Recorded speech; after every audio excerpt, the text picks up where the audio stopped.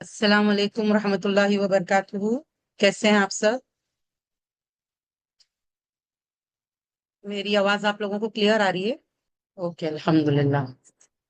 अल्हम्दुलिल्लाह। शुरू करते हैं आज का सेशन। नहमदुहु व नुसल्ली अला रसूलिहिल करीम, अम्मा बअद, फअऊज़ु बिल्लाहि मिनश शैतानिर रजीम, बिस्मिल्लाहिर रहमानिर रहीम। रब्बि इश्रह ली सदरी व यस्सिर ली अमरी वहलुल उक़दतम मिन लिसानी यफ़क़हू क़ौली, रब्बना ज़िदना इल्मा, आमीन या रब। और तुम्हें क्या है कि तुम अल्लाह ताला की राह में खर्च नहीं करते, जबकि आसमानों और जमीन की मीरास अल्लाह ही के लिए है। अब देखिए, सब कुछ तो अल्लाह का है, अल्लाह ही मालिक है, उसी ने दिया। और वही कह रहा है कि तुम अल्लाह के रास्ते में खर्च करो तो बदले में वो तुम्हें अजर देगा, जन्नत देगा। तो फिर तुम्हें क्या है, फिर प्रॉब्लम क्या है खर्च करने में? जिसका वो माल है वही तो मांग रहा है ना वापस। इंसान को लगता है कि नहीं, मैंने मेहनत करके कमाया। आप देखिए, मेहनत तो तुमसे ज्यादा दूसरे लोग करते हैं। मैंने अपनी अकल से कमाया, अकल तो तुमसे ज्यादा दूसरों के पास है। लेकिन क्या सबके पास माल है? क्या सबके पास जिस तरह से तुमको अल्लाह ने दिया है वो सब कुछ सबके पास है? सबके पास नहीं होता ना। देखिए, एक ही कॉलेज में पढ़ने वाला, एक ही एज का, समझो एक ही जो फील्ड का नॉलेज एक्वायर करने वाले, आप देखिए, क्या क्या सारे ही डॉक्टर कामयाब हो जाते हैं? क्या सारे ही इंजीनियर्स कामयाब हो जाते हैं? क्या सारे ही बिजनेसमैन कामयाब हो जाते हैं? कितने लोग हैं कोशिश करते हैं, नहीं फलता कुछ भी, नहीं बनता, नहीं होता कुछ भी। कितने लोग हैं कि जिनको मतलब वो करना चाहते हैं, उनके पास आइडियाज है, सब कुछ है, सेहत साथ नहीं दे रही। बहुत कुछ होता है। तो अगर किसी के पास माल है, अल्लाह का दिया हुआ रिस्क है, तो वो अपना कमाल ना समझे। हाँ, बेशक अल्लाह की तौफीक से उन्होंने कोशिश की और अल्लाह ने उसका रिजल्ट दिए। अगर अल्लाह रिजल्ट ना देना तो इंसान कितना भी हाथ पैर मारे, कुछ नहीं होता। तो इंसान को अल्लाह ने ही ताकत दी है, अल्लाह ही ने वो इल्म दिया, अल्लाह ही ने वो अकल दी, अल्लाह ही ने वो रास्ते खोले। उसने कोशिश की, नियतें बनाई, अल्लाह ने उसका साथ दिया, तब वो पाप उससे मिला ना, रोजी पाप आया जो वो पाना चाहता था। वरना अगर अल्लाह ना देता, कितना भी कोशिश कर लेता, क्या होता? आप देखिए, इतनी सी नियत खराब होती है, अल्लाह ताला वापस ले लेता है चीजें। तो अल्लाह का दिए हुए में से, जबकि आसमानों और जमीन की मीरास अल्लाह ही के लिए है, तो वो अगर कह रहा है कि तुम अल्लाह के रास्ते में खर्च करो, फिर तुमको क्या चीज रोक रही है खर्च करने से? तुम में से जिन लोगों ने फतेह मक्का से पहले खर्च किया और जिहाद किया, ये उन लोगों के बराबर नहीं है जिन्होंने फतेह मक्का के बाद यही काम किया। आप देखिए, क्यों बराबर नहीं है? खर्च तो खर्च है ना, लेकिन वो लोग और ये लोग बराबर क्यों नहीं है? क्योंकि फतेह मक्का से पहले जिन साहबा ने खर्च किया, उसकी वैल्यू ज्यादा है, क्योंकि उस वक्त किसी को पता नहीं था कि अल्लाह ताला मुसलमानों की इतनी मदद फरमाएगा कि इस्लाम गालिब आ जाएगा। ये बात सबको पता नहीं थी उस टाइम में। जब कुफ्फार को यानी कि लगता था कि हम तो आराम से, यानी कि ये मुसलमानों को दबा देंगे और यहीं पे सारा कुछ खत्म हो जाएगा, और ये थोड़े दिन की बात है, जो लोग इस तरह सोच रहे थे, जो मुसलमानों को कमजोर समझ रहे थे, उस टाइम में जो लोग अल्लाह आप सल्लल्लाहु अलैहि वसल्लम को सपोर्ट किए जान से और माल से, उनका सपोर्ट का वैल्यू बहुत ज्यादा है। क्योंकि तभी इस्लाम गालिब नहीं हुआ था, उस टाइम में उन्होंने सपोर्ट किया है। फतेह मक्का के बाद में जिन्होंने सपोर्ट किया उनको भी अजर मिलेगा, लेकिन वो वाला नहीं जो फतेह मक्का से पहले जिन लोगों ने सपोर्ट किया। ओके। तो आप देखिए, आज हमने भी ना जिंदगी में ये देखना है, हमारे आसपास लोग होते हैं कि जो जद्दोजहद कर रहे होते हैं दीन के मामले में, वो मेहनत कर रहे होते हैं, कोशिश कर रहे होते हैं। आज लोग उनको नहीं जानते, और वो लोगों को जानने के लिए कोशिश मेहनत नहीं कर रहे होते, वो अल्लाह के खातिर कर रहे होते हैं। ओके। तो अल्लाह अल्लाह ताला इंशाल्लाह चाहेगा उनको कामयाबी देगा आगे। लेकिन अगर हम ऐसे लोगों को जब देख रहे हैं कि ये खुलूस नियत से मेहनत कर रहे हैं, कोशिश कर रहे हैं लोगों तक अपने दीन को सरबुलंद करने के लिए, लोगों तक जैसे पैगाम पहुंचा रहे हैं, और जो भी वो अल्लाह के रास्ते में कर रहे हैं, तो उनको सपोर्ट करना चाहिए। उनको इमोशनल सपोर्ट की जरूरत है तो इनको उनको इमोशनल सपोर्ट देना चाहिए। उनको अच्छे मशवरों की जरूरत है तो उनको मशवरे देना है। उनको आप देखिए, अगर फाइनेंशियल सपोर्ट की जरूरत है तो उनको फाइनेंशियल सपोर्ट करना है। वही इंसान जब काम करके फेमस हो जाए, फिर सब लोग इतना ट्रस्ट बिल्ड हो गया कि सब लोग जानने लगे, फेमस हो गया, अब सब लोग उसको सपोर्ट कर रहे हैं, तो फेमस होने के बाद में सपोर्ट करना ये एक अलग बात है। उसमें वो नेकी नहीं है।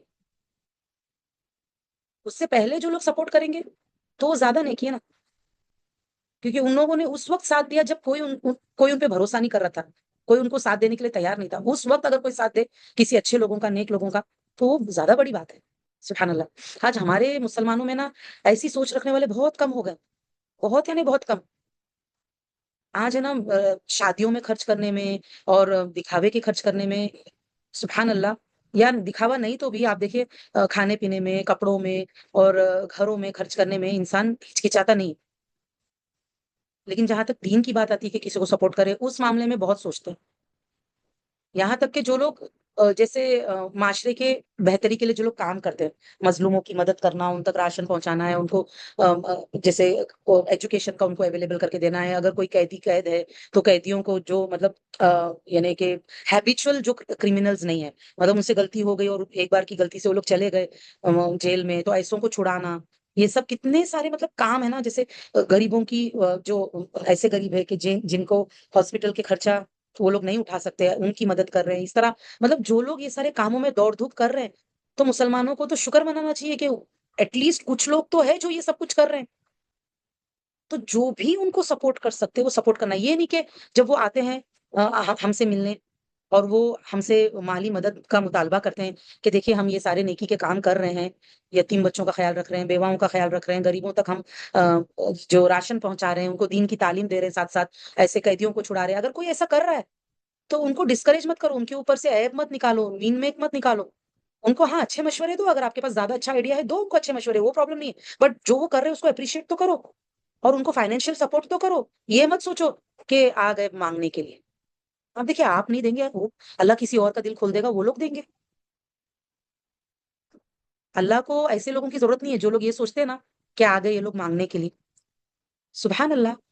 جو لوگ اگر کمیونٹی کے لیے کام کر رہے اس لیے وہ لوگ مانگنے آ رہے ہیں نا، تو ایسی نیچی نظر سے مت دیکھو ان لوگوں کو. ٹھیک ہے نا. کیونکہ وہ لوگ اگر چاہیں تو بہت اچھا بزنس کر کے، بہت اچھا اپنا جاب کر کے اپنا فیملی دیکھ سکتے ہیں. وہ لوگ اگر وہ لوگ اپنا بزنس اور جاب چھوڑ کر اپنی فیملی کے لیے وہ سب کرنے کا چھوڑ کر اگر وہ کمیونٹی کے لیے کر رہے ہیں، اور وہ خود اتنا نہیں کما سکتے اس وجہ سے کیونکہ ان کے پاس اتنا ٹائم نہیں، کیونکہ وہ پوری کمیونٹی کو دیکھ رہے ہیں، ان کے ہیلپ آؤٹ کرنے کی کوشش کر رہے ہیں، اس وجہ سے وہ آپ کے پاس آ رہے ہیں کہ ہمارے جو مشن ہے یا ہمارا جو پرپس ہے اس میں آپ سپورٹ کرو اپنی ہی کمیونٹی کے لیے.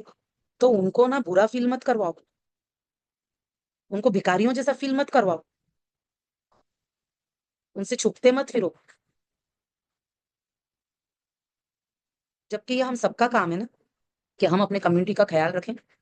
سب کا کام ہے.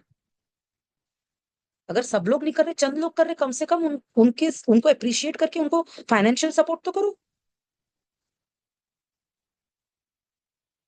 اور آپ دیکھیں اللہ تعالیٰ کیا فرماتے ہیں یہاں پہ کہ اور تمہیں کیا ہے کہ تم اللہ کی راہ میں خرچ نہیں کرتے، جبکہ آسمان اور زمین کی میراث اللہ ہی کے لیے ہے. تم میں سے جن لوگوں نے فتح مکہ سے پہلے خرچ کیا اور جہاد کیا، یہ ان لوگوں کے برابر نہیں ہے جنہوں نے فتح مکہ کے بعد یہی کام کیے. یہ پہلے کرنے والے لوگ درجے میں ان لوگوں سے عظیم تر ہے جنہوں نے اس فتح کے بعد خرچ کیا اور لڑائی کی، اور یعنی جہاد بھی کیا، انہوں نے جہاد میں بھی پارٹیسپیٹ کیا فتح مکہ سے پہلے. اور اللہ نے ہر ایک سے نیک جزا کا وعدہ کیا ہے، اور اللہ تعالیٰ اس سے خوب باخبر ہے جو تم عمل کرتے ہو. دیکھو نیکی سب کو ملے گی لیکن درجات میں فرق ہے. ٹھیک ہے نا. ڈیپینڈنگ کہ آپ نے کب اور کس حال میں کیا ہے. کون ہے وہ جو اللہ کو قرض حسنہ دے. ہاں دیکھیں اللہ کو تو قرض کی ضرورت نہیں ہے، پھر بھی اللہ ہمیں اتنا آنر کر رہا ہے کہ جب ہم اللہ کے راستے میں خرچ کرتے ہیں تو اللہ اس کو قرض کا نام دے رہے ہیں کہ گڈ یعنی کہ گڈلی لون، قرض حسنہ کہہ رہے ہیں اللہ تعالیٰ اس کو. اور جو اللہ آپ دیکھیں اگر اللہ ہم سے قرض لے رہے ہیں تو پلٹا کے اللہ تعالیٰ ہم کو کئی زیادہ گنا بڑھا کے دیں گے، اس میں تو کوئی شک ہے ہی نہیں نا. پھر وہ اسے اس کے لیے بڑھا دے گا. یہاں تک کیا ہے مطلب ایک کھجور اگر ہم نے اللہ کی خاطر سچی نیت سے دیے نا تو اللہ تعالیٰ اس کو احد پہاڑ جتنا بڑا بنا دے گا، اتنی نیکی دے گا. کیونکہ اللہ تعالیٰ اس صدقے کو پالتا پوستا ہے. سبحان اللہ حدیث کے مفہوم میں آتا ہے. تو اللہ نے کیا کہا پھر وہ اسے اس کے لیے بڑھا دے اور اس کے لیے عمدہ اجر ہے، بہت اجر کریم ہے. تو اجر کریم ایسے ہی نہیں ملنے والا ہے. آج ہم اگر کما کے صرف اپنا ہی سوچیں گے، اپنے بچوں کا سوچیں گے، اپنے گھر کا، اپنی پراپرٹیز کا سوچتے رہیں گے، ایسا پھر آپ دیکھیے سبحان اللہ وہ جو اجر کریم ہے، وہ جو اللہ تعالیٰ بڑھانے کا وعدہ کر رہے ہیں کہ ایسے مال کو اللہ بڑھائے گا، ان کے اجر کو اللہ تعالیٰ بڑھائے گا، تو وہ سب نہیں ملے گا نا. اور پوچھ بھی ہوگی کہ اللہ نے جو دیا تھا وہ کیا کیا تم نے، حقداروں تک پہنچایا. آپ دیکھیے بھی رمضان آ رہا ہے اور رمضان تو صدقے کا مہینہ ہے اسپیشلی. اور انشاءاللہ کل ہمارا رمضان کا سیشن ہونے والا ہے 2:30 سے. جنہوں نے ابھی تک جوائن نہیں کیا ہے جلدی جلدی جوائن کیجیے انشاءاللہ، کیونکہ اس میں انشاءاللہ پورا ہم لوگ جو رمضان میں کیا کیا کر سکتے ہیں، کیسے کیسے کر سکتے ہیں، اپنے اپنے طور پہ اپنی اپنی صلاحیت کے حساب سے، اپنی اپنی طاقت کے حساب سے انشاءاللہ بہت ساری چیزیں ڈسکس ہونے والی ہیں. کیسے کریں گے، کیا کریں گے، کیونکہ ہم کو پتا ہے اس کا اجر ہم کو کتنا ملنا ہے. تو موقع ہاتھ سے جانے نہیں دینا ہے. دیکھیے موقع چلا گیا نا تو سبحان اللہ یا تو آپ یوز کرو اس موقع کو یا تو لوز کرو، یہ آپ کی مرضی ہے. یوز اٹ اور لوز اٹ. جو کچھ اللہ نے دیا ہے نا، یا تو ہم اس کو استعمال کریں گے یا ہم اس کو برباد کریں گے. دو ہی چیز ہوتی ہے، یا تو استعمال ہو جائے گا یا تو ضائع ہو جائے گا. اگر ہم چاہتے ہیں کہ ضائع نہ ہو، ہم نہیں جانتے، ہو سکتا ہے یہ رمضان ہماری زندگی کا آخری رمضان ہو، کس کو پتا. اللہ ہمیں اور بہت سے رمضان عطا کرے، لیکن ہر رمضان کو ہم کو یہی سوچ کے جینا ہے نا کہ ہو سکتا ہے یہ میرا زندگی کا آخری رمضان، تو اس میں کیا بیسٹ اپنا دے سکتی ہوں.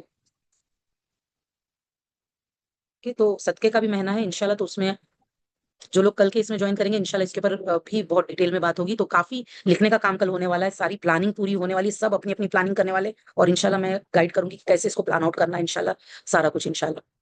اوکے. تو اس دن آپ ایمان والوں اور ایمان والیوں کو دیکھیں گے قیامت کے دن. اللہ تعالیٰ کیا کہہ رہے ہیں کہ اس دن آپ ایمان والوں اور ایمان والیوں کو دیکھیں گے کہ ان کا نور ان کے آگے اور ان کے دائیں دوڑتا ہے. اب وہ نور جو ہم کو، اگر وہ نور چاہیے کہ ہمارا نور ہمارے آگے اور ہمارے رائٹ سائڈ پہ دوڑے. اوکے. دیکھیں لوگ بھی تو دو ٹائپ کے نا، ایک آگے والے ہیں سابقون السابقون، ایک رائٹ سائڈ والے ہیں. اوکے. تو اب آپ دیکھیں قیامت کے روز سب سے زیادہ ضرورت ہوگی نور کی، سب سے زیادہ. اور وہ نور کیا ہے؟ ہمارے اعمال.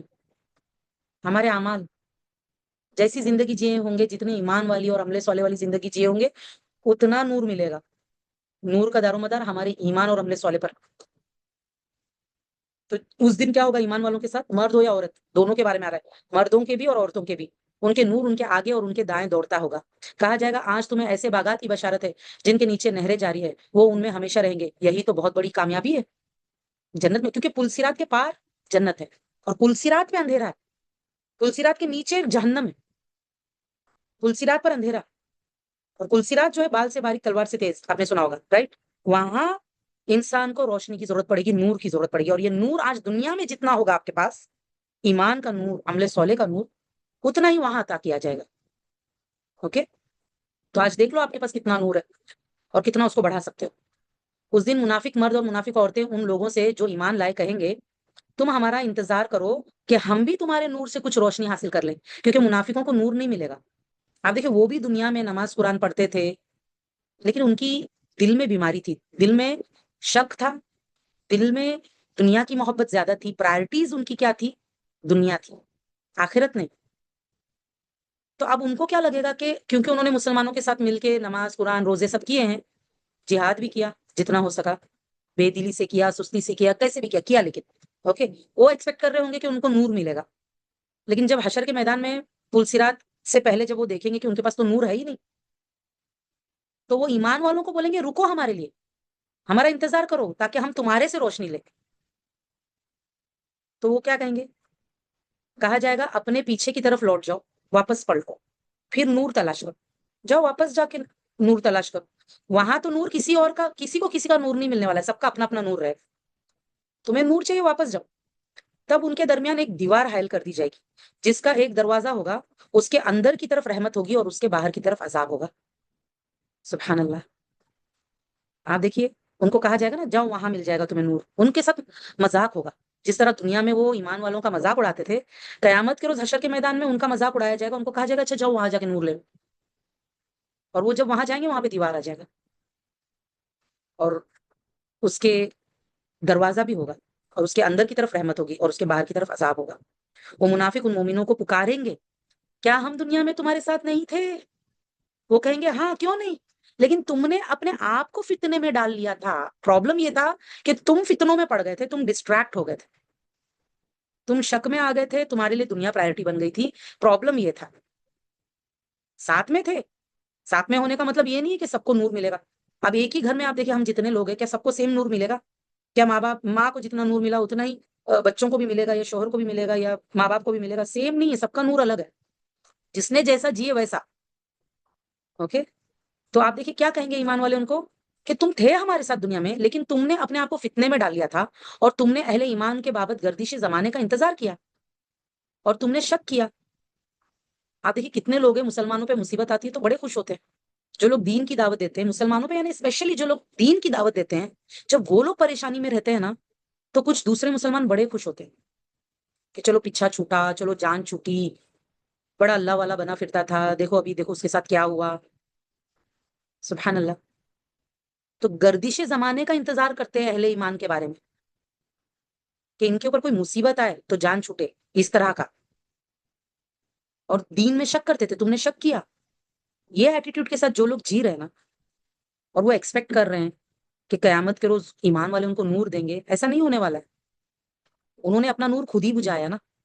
ان کو بھی نور ملا تھا دنیا میں، ایمان ملا، مسلمان گھروں میں پیدا ہوئے، قرآن ساتھ میں تھا، نور تو ان کو بھی ملا تھا، بٹ انہوں نے قدر نہیں کی اس کی. بے وقوف سمجھا نا. جو لوگ ایمان لا کے عمل صالح کر رہے تھے ان کو بے وقوف سمجھا، ان کا مذاق اڑایا. کافروں کے ساتھ مل کے ان کے ساتھ ان کے طور طریقے ان کو اچھے لگتے تھے، ان سے دوستیاں تھیں. اور تمہیں جھوٹی خواہشوں نے فریب دیا. تھرڈ چیز جس نے برباد کیا ان کو، جھوٹی خواہشیں. آپ دیکھیں 3 چیز جو اللہ والے لوگ ہیں ان کے بارے میں مصیبت کا انتظار کرنا کہ ان پہ کوئی مصیبت ہے، اتنی مطلب ان سے جلن اور حسد رکھنا. دین کے معاملے میں شک کرنا دوسرا. تیسرا خواہشات میں جینا، جھوٹی خواہشات کہ چلو ہم اتنا تو کر رہے نا، نماز قرآن تو پڑھ رہے نا ان کے ساتھ مل کے، جتنا ہوا جہاد تو کر رہے نا. ایسا یہ اور یہ جو جھوٹی خواہشیں ہیں انسان کی، کہ جہاں پہ انسان جو آپ دیکھیے مسلمانوں سے واقعی سچی محبت کرنا، دین میں بالکل شک نہ کرنا، اور اللہ کو پرائرٹی دینا، خواہشات کو نہیں. اوکے. جنہوں نے یہ نہیں کیا وہ دھوکے میں ہیں. ان کی خواہشات انہیں دھوکے میں ڈالتی ہے، فریب میں. حتیٰ کہ اللہ کا حکم آ پہنچا یعنی موت آ گئی. اسی حال میں جیتے رہے وہ لوگ کہ ان کو موت آ گئی. اور تمہیں دھوکے باز شیطان نے اللہ کے بارے میں دھوکا دیا کہ اللہ غفور الرحیم ہے، تمہیں معاف کر دے گا، تمہیں کہ پل صراط تم پار کر لو گے. ایسا نہیں ہوتا ہے. آپ دیکھیے ہمیں جس طرح سے دنیا کمانا پڑتا ہے نا محنت سے، انسان اس کے لیے کتنا دوڑتا ہے، اپنے بچوں کے ایجوکیشن کے لیے کتنا دوڑتا ہے نا. ہر چیز کے لیے دوڑتا ہے انسان دنیاوی معاملے میں. تو جنت کیا ایسے ہی مفت میں مل جائے گی؟ تھوڑا بہت کرنے سے اور تھوڑا ٹائم مل گیا تو کر لیا، ایسا کرنے سے جنت مل جائے گی؟ ایسا نہیں ہونے والا ہے. شیطان کے دھوکے میں مت آؤ. جو لوگ سمجھ رہے ہیں نا کہ ہم تو کافی کر رہے ہیں، تو جائزہ لو کتنا کافی ہے. جو کر رہے وہ کتنا کافی. ہمارے سامنے اتنا زبردست بینچ مارک رکھا گیا ہے نبی صلی اللہ علیہ وسلم کا، کہ نبی صلی اللہ علیہ وسلم نے جیسی زندگی جیے ہیں، ان کی سنتوں کو اپنانے کا ہمارے پاس بینچ مارک ہے. صحابہ رضی اللہ عنہم ہمارے لیے بینچ مارک ہے کہ انہوں نے کس لیول پہ عبادت اور قربانی اور اللہ کے دین کے راستے میں وقت لگانا، اور دنیا بھی کمائی انہوں نے. ایسا نہیں ہے کہ اپنے بیوی بچوں کو بھوکا رکھا تھا، انہوں نے دنیا بھی کمایا ان لوگوں نے. لیکن وہ کبھی بھی ڈسٹریکٹ نہیں ہوئے اللہ سے اور آخرت سے. ان کے اندر زہد تھا. انہوں نے کبھی بھی دنیا کو سر پہ سوار نہیں کیا، دنیا کو استعمال کیا آخرت کمانے میں. تو الرٹ کس سے؟ دیکھیں منافق کو کیا کیا شیطان نے، دھوکے میں ڈالا. آپ دیکھیں آج کتنے لوگ اگر اپنے آپ کو کلیم کرتے نا ہم عاشق رسول ہے، ان کا حلیہ دیکھ لو آپ. عاشق رسول ہے کہتے ہیں، ان کے کام دیکھو آپ کہ کیا وہ 5 ٹائم نماز پڑھ رہے. ان کے ہیئر سٹائلز دیکھو، ان کے فنکشنز دیکھو، ان کے رہنے کا جینے کا طریقہ دیکھو، ان کے قرآن کتنی وہ تلاوت کرتے ہیں، کتنا وہ قرآن سے جڑے ہوئے ہیں، یہ دیکھو.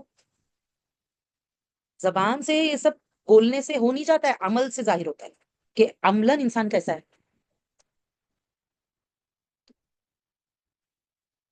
تو آپ دیکھیے اللہ تعالیٰ نے یہاں پہ، کیونکہ یہ بڑی پیاری آیت ہے کہ منافقوں کے بارے میں آ رہا ہے کہ ان کو روشنی نہیں ملے گی قیامت کے روز. لہٰذا کیا کہا جائے گا منافقوں سے؟ لہٰذا آج تم سے کوئی فدیہ نہ لیا جائے گا، اور نہ ان لوگوں سے جنہوں نے کفر کیا. مطلب فدیہ انسان کیوں دیتا ہے؟ اپنے آپ کو چھڑانے کے لیے. وہ چیز ایکسپٹ نہیں ہوگی قیامت کے روز. کچھ بھی دے کر نہیں چھڑا سکتے اپنے آپ کو، کیونکہ کچھ ہوگا ہی نہیں. کچھ ہوگا تو دے کے چھڑائیں گے نا. زمین بھر کے سونا ہو یا اس جیسی 2 زمین ہو تو بھی نہیں چھوڑا جائے گا. تمہارا ٹھکانہ آگ ہے، یہی تمہارے لیے زیادہ موضوع ہے، کہ مطلب سوٹیبل ہے. جیسا کیا نا ویسا اس حساب سے یہی سوٹیبل ہے کہ منافق اور کافر کو جہنم ملے، اور وہ لوٹ جانے کی بہت ہی بری جگہ ہے. کیا ایمان والوں کے لیے ابھی وہ وقت نہیں آیا کہ ان کے دل ذکر الہی کے لیے جھک جائیں؟ کب تک ویٹ کریں گے ہم؟ کیا ہمارے لیے وہ وقت نہیں آیا؟ بتاؤ. ہم ہیں نا ایمان والے، ایمان والے ہم ہیں. ہمارا دل کب جھکے گا؟ کب ہمارا، آپ دیکھیے ایسا ڈر دل میں آنا اللہ کا کہ اگر میں نے یہ لائف کو ویسٹ کر دی تو دوبارہ اگین لائف ملنے والی نہیں ہے. اس رب کے پاس جا کے میں نے حساب دینا ہے. وہ رب بہت بڑا ہے. اس چیز کا جب انسان کے اندر خوف اور فکر آتا ہے نا تو اس کا جسم جھک جاتا ہے، اس کا اثر اس کے جسم پر آتا ہے.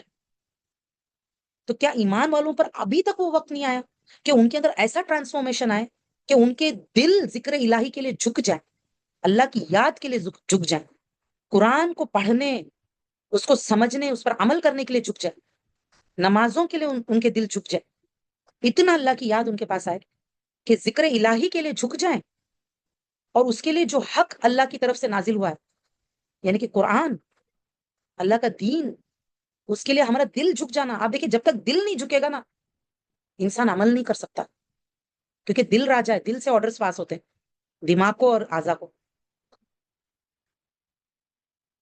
اور وہ ان لوگوں کے مانی نہ ہوں جنہیں اس سے پہلے کتاب دی گئی، یعنی یہودیوں کے جیسے مت ہو جاؤ، عیسائیوں کے جیسے مت ہو جاؤ. پھر ان پر مدت لمبی ہو گئی، عیسائیوں اور یہودیوں پر بڑا لمبا عرصہ گزر گیا ہے، وہ ہم سے پہلے سے ان کو کتابیں ملی، نبی ملے، تو ان کے دل سخت ہو گئے. تو وہ لوگ کیسے ہو گئے؟ اتنے دل سخت ہو گئے کہ وہ لوگ تو انبیاء کو قتل کرنے لگے. وہ لوگ تو گناہوں میں ملوث ہو گئے، ان کا تو دل جھک ہی نہیں رہا اللہ کی طرف. اور ان میں سے بہت سے فاسق ہیں، کثیر تعداد فاسقوں کی ہے، جن کو معلوم ہوتے ہوئے کہ کیا غلط ہے، پرواہ نہیں ہے حلال حرام کی. اللہ نے بولا ان کے جیسے مت بنو. اور آپ دیکھیں سارا بات نہ دل کا ہے کہ میرے دل کی حالت کیا ہے، میرا دل اللہ کی یاد کے لیے جھکا ہوا ہے یا نہیں. اب کتنا وقت لیں گے ہم؟ یہاں پہ اللہ نے ہم سے وقت پوچھا ہے، الم یأنی للذین آمنوا پوچھا ہے، کیا ابھی تک وقت نہیں آیا ایمان والوں کے لیے؟ اب ہم میں سے، ہم اور آپ میں سے سب لوگ جائزہ لیجئے، ہماری عمر کیا ہے. یہاں پر کوئی ہوں گے 20 سال کے، کوئی 18 سال کے، کوئی اپنے 20s میں ہوں گے، کوئی اپنے 30s میں ہوں گے، کوئی اپنے 40s میں ہوں گے، کوئی اپنے 50s میں ہوں گے، کوئی اپنے 60s میں ہوں گے. کتنا ٹائم چاہیے اور تاکہ ہمارا دل جھک جائے اللہ کے آگے، اللہ کی یاد میں دل جھک جائے، اور ہم اللہ نے جو نازل کیا ہے اس کو فالو کرنے والے بن جائے. یہ آیت آپ کو پتا ہے، جو فضیل بن ایاد رحمۃ اللہ علیہ، جہاں تک مجھے یاد آ رہا ہے وہی تھے جن کے بارے میں آتے وہ ڈاکو تھے. اور ایک دن نا وہ کسی محلے میں چکر لگا رہے تھے رات کے وقت، آدھی رات کے وقت، ڈکیتی ڈالنے کے لیے کہ کسی کا گھر کھلا مل جائے تو چوری کرے. تو جب وہ گشت لگا رہے تھے اپنے اس نیت کے ساتھ، کیونکہ جنگلوں میں رہتے تھے نا ڈاکو، تو وہ محلوں میں کب آتے ہیں؟ ڈکیتی کے نیت سے. تو گشت لگا رہے تھے آدھی رات کو، تو ایک گھر میں ان کو نا ایسے لگا کہ چلو یہاں سے کچھ چوری کریں گے. تو ان کو جب وہ اس گھر کے پاس ہے ان کو آواز آئی اندر سے آنے لگی، تو انہوں نے کان لگایا سننے کے لیے. جب کان لگایا سننے کے لیے تو اندر جو شخص تہجد پڑھ رہے تھے یا قرآن کی تلاوت کر رہے تھے، وہ شخص یہ آیت پڑھ رہے تھے. کیا ایمان والوں کے لیے ابھی وہ وقت نہیں آیا کہ ان کے دل ذکر الہی کے لیے جھک جائیں، اور جو حق اللہ کی طرف سے نازل ہوا اس کی طرف جھک جائے، اور وہ ان لوگوں کے مانی نہ ہوں جنہیں اس سے پہلے کتاب دی گئی؟ کیا وقت نہیں آیا؟ کیا ہمارا وقت ابھی تک نہیں آیا کہ ہم یہود اور نصارہ جیسے نہ بنے؟ پھر ان پر مدت لمبی ہو گئی تو ان کے دل سخت ہو گئے، کیونکہ اللہ نے عذاب نہیں بھیجا نا، اس لیے اللہ کی پکڑ نہیں آئی نا. مدت لمبی ہو گئی، پکڑ نہیں آئی اللہ کی، تو دل سخت ہو گئے اور زیادہ گنہگار ہو گئے. اور ان میں سے بہت سے فاسق ہیں. تو بہت سے فاسق آپ دیکھیے سبحان اللہ کہ گنہگار کے لیے آتا ہے کہ جو اللہ کی حدوں کو کراس کرے، لمٹ کراس کرے. تو یہ آیت جب ان کے کانوں میں پڑی، سبحان اللہ، اللہ نے ایسی کیفیت ان کے اندر طاری کی ہے. انہوں نے کہا اسی وقت، کہا کہ اللہ وہ وقت آ گیا میرے لیے، اللہ وہ وقت آ گیا، اللہ وہ وقت آ گیا، بول کے اسی وقت وہ وہاں سے نکلے، سیدھا وہ مکہ پہنچے.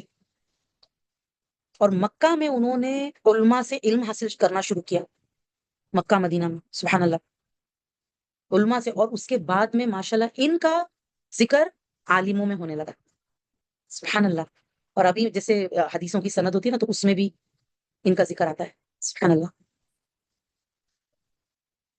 فضیل بن ایاد، آپ دیکھیں کتنا ٹائم لگتا ہے، کتنا ٹائم لگتا ہے. ڈاکو سے کیا بنے؟ اللہ نے کیا بنایا ان کو؟ سبحان اللہ. آپ سوچ سکتے ہیں عالم. بات یہ ہے کہ آج یہ آیت میرے آگے آئی ہے تو مجھے سدھرنے کے لیے کتنا ٹائم لگے گا؟ سوال یہ ہے. ہم میں سے ہر ایک نے اپنے آپ سے سوال کرنا ہے کہ میں کب تک یہ بولتی رہوں گی کہ اللہ ہدایت دے گا تو سدھروں گی، اللہ ہدایت دے گا تو سدھروں گی، اللہ ہدایت دے گا تو سدھروں گی، میں کس دن یہ بولوں گی کہ اللہ ابھی وہ وقت آ گیا میں سدھر رہی ہوں؟ کب ہمارا دل جھکے گا ذکر الہی کے لیے؟ سوال یہ کتنا ٹائم چاہیے؟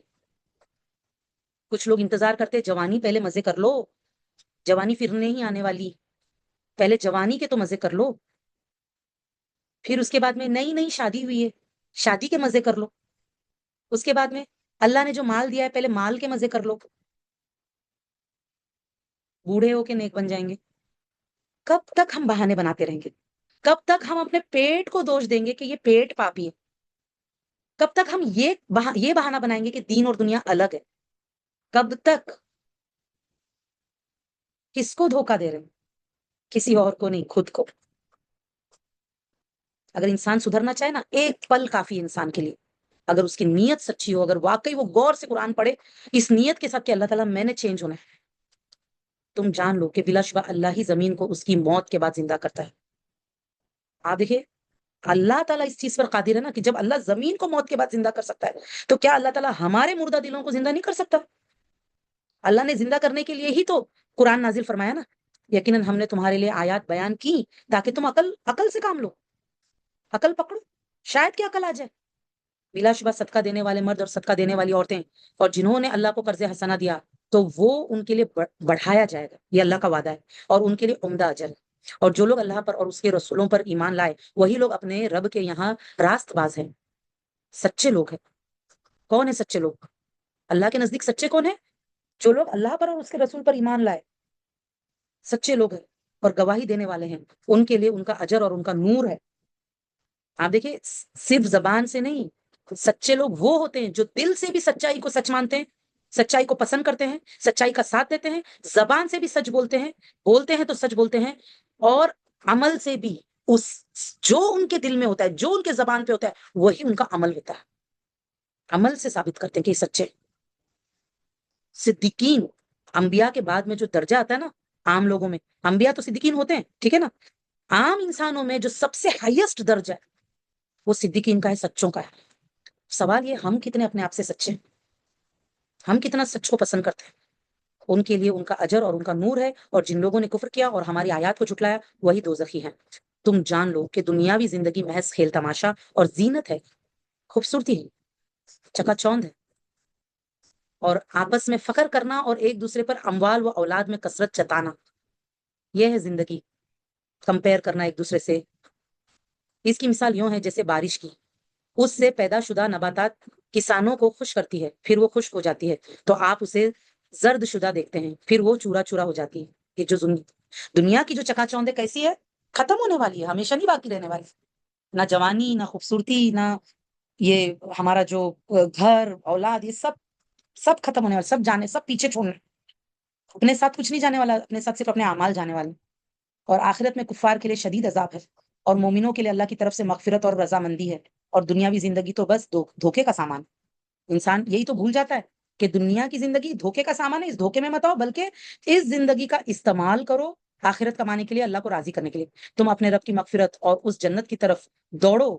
کس کی؟ آپ دیکھیں دو چیزوں کی طرف دوڑنا ہے، اللہ کی مغفرت کہ اللہ معاف کرنے کے لیے تیار ہے، اللہ تعالیٰ وسیع مغفرت والا ہے، لیکن جیتے جی کام آئے گا۔ اوکے، اگر ہم توبہ کی طرف دوڑیں گے کہ اللہ میں اب ہر گناہوں سے توبہ کرتی ہوں، ہر غلطیوں سے توبہ کرتی ہوں، کبیرہ صغیرہ، اور جنت کی طرف دوڑنا نیکیاں کر کے، بڑھ چڑھ کے نیکیوں میں حصہ لینا، ایسی جنت جس کا جو عرض ہے یعنی کہ چوڑائی اس کی آسمان اور زمین کے چوڑائی کی طرح ہے۔ آسمانوں اور زمین کی چوڑائی کتنی ہے؟ سبحان اللہ، مطلب ہم سوچ نہیں سکتے کہ 7 آسمان اور زمین کی جو چوڑائی، تو طول کتنا ہوگا؟ ہمیشہ نا طول جو لینتھ ہوتا ہے ہمیشہ بریتھ سے زیادہ بڑا ہوتا ہے۔ اللہ نے لینتھ بتایا نہیں، اللہ نے بریتھ بتایا۔ تو جنت کتنی بڑی ہے اللہ نے جو تیار کر کے رکھے ہیں، وہ ان لوگوں کے لیے تیار کی گئی ہے جو اللہ پر اور اس کے رسولوں پر ایمان لائے۔ یہ اللہ کا فضل ہے، وہ جسے چاہتا ہے دیتا ہے، اور اللہ تعالیٰ عظیم فضل والا ہے۔ ایمان والوں کے لیے رائے دانے برابر بھی ایمان رہے گا، بالآخر جنت جائیں گے۔ لیکن ہم اور آپ میں سے کس کے پاس اتنا صبر ہے کہ ایک پل بھی جہنم میں جا کے رہ سکے؟ زمین میں اور تمہاری جانوں پر جو بھی مصیبت پہنچتی ہے وہ تو کتاب میں لکھی ہوئی ہے. ہمارے پر جو بھی مشکلات آتی ہے نا وہ تقدیر میں لکھا ہوا ہے اس سے پہلے کہ ہم اسے پیدا کریں. مطلب وہ چیز ہماری زندگی میں ہونے سے پہلے تقدیر میں لکھی ہوئی ہے. یقیناً یہ اللہ پر بہت آسان ہے. اللہ ہمیں آزما رہا ہے نا اللہ تعالیٰ.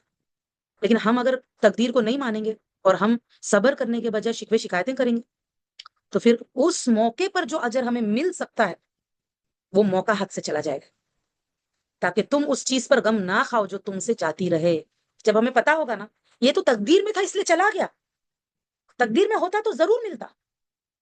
کتنی چیزیں ہوتی ہیں آپ دیکھیں, کبھی کبھار ہم لوگ اتنے شوق سے خریدتے ہیں, اتنے شوق سے لیتے ہیں, پھر وہ پتا چلا کہ ٹیکسی میں چھوٹ گیا, کار میں چھوٹ گیا, ہے نا, رکشا میں چھوٹ گیا. اب نہ وہ بیچارے رکشا والوں کو بھی نہیں پتا کہ ہم کس گھر میں رہتے ہیں, ہمیں نہیں پتا وہ کون سی رکشا تھی یا کار کون سی تھی, ٹیکسی کون سی تھی. اب چلا گیا, نہیں تھا تقدیر میں. تو اللہ نے ہمیں جو دیا ہے نا ایمان کی, تقدیر پر ایمان کے, دیکھو جو چیز تمہیں ملنی ہے وہ مل کے رہے گی, اور جو چیز تمہیں نہیں ملنی نا تم کچھ بھی کر لو نہیں ملے گی. تمہاری تقدیر میں نہیں ہے, نہیں ملے گی. کیوں اللہ نے ایسا رکھا ہے؟ تاکہ ہمیں غم نہ ہو. اگر ہم اتنا سوچ لیں گے نا یہ تقدیر میں تھا, غم کم ہو جائے گا. اور تم اس پر نہ اتراؤ جو تمہیں عطا کرتا ہے اللہ تعالیٰ. دیکھو اب غم کے معاملے میں تو یہ ہے کہ بھائی کوئی چیز چلی گئی ہاتھ سے, ٹھیک ہے تقدیر ہے, غم کم ہو گیا. کوئی چیز مل رہی ہے وہ بھی تقدیر ہے, ہمارا کمال نہیں ہے. ہاں ہم نے کوششیں کی تو اللہ نے کامیاب کیا, وہ کوششیں بھی اللہ کی توفیق اور دی ہوئی طاقت سے ہی کیے. تو اترانا نہیں ہے, اللہ نے دیا ہے, اللہ واپس بھی لے سکتا ہے, پتہ نہیں نا تقدیر میں آگے کیا لکھا ہے. ہاں تو تم اس پر نہ اتراؤ جو تمہیں عطا کرے. اور اللہ ہر اترانے والے, فخر کرنے والے کو پسند نہیں کرتا. گناہ ہے, کیونکہ وہ لوگ جو خود بھی بخل کرتے ہیں, کنجوسی کرتے ہیں, اور لوگوں کو بھی کنجوسی کا حکم دیتے ہیں, بخل کا حکم دیتے ہیں, اور جو شخص احکام الہی سے منہ پھیرے تو بلا شبہ اللہ تعالیٰ تو وہی بے پرواہ نہایت قابل تعریف ہے. اللہ غنی حمید ہے, اسے ہمارے مال دولت کی, نیکیوں کی کچھ بھی ضرورت نہیں. اوکے, البتہ تحقیق ہم نے اپنے رسول واضح نشانیوں کے ساتھ بھیجے, اور ہم نے ان کے ساتھ کتاب اور میزان نازل کی تاکہ لوگ انصاف پر قائم رہیں. اور ہم نے لوہا اتارا, جس طرح اللہ نے یہ ساری چیزیں, کتاب اتارے, اللہ نے میزان اتارے, بیلنس, اللہ نے ہمیں بیلنس لائف جینا سکھایا نا, انصاف پر قائم رہنے کے لیے, تاکہ ہم سب کے ساتھ انصاف کریں. یہ سب اللہ نے اتارا ہے. اسی طرح لوہا بھی اتارا ہے. لوہا زمین پہ نہیں تھا, لوہا اللہ نے اتارا ہے.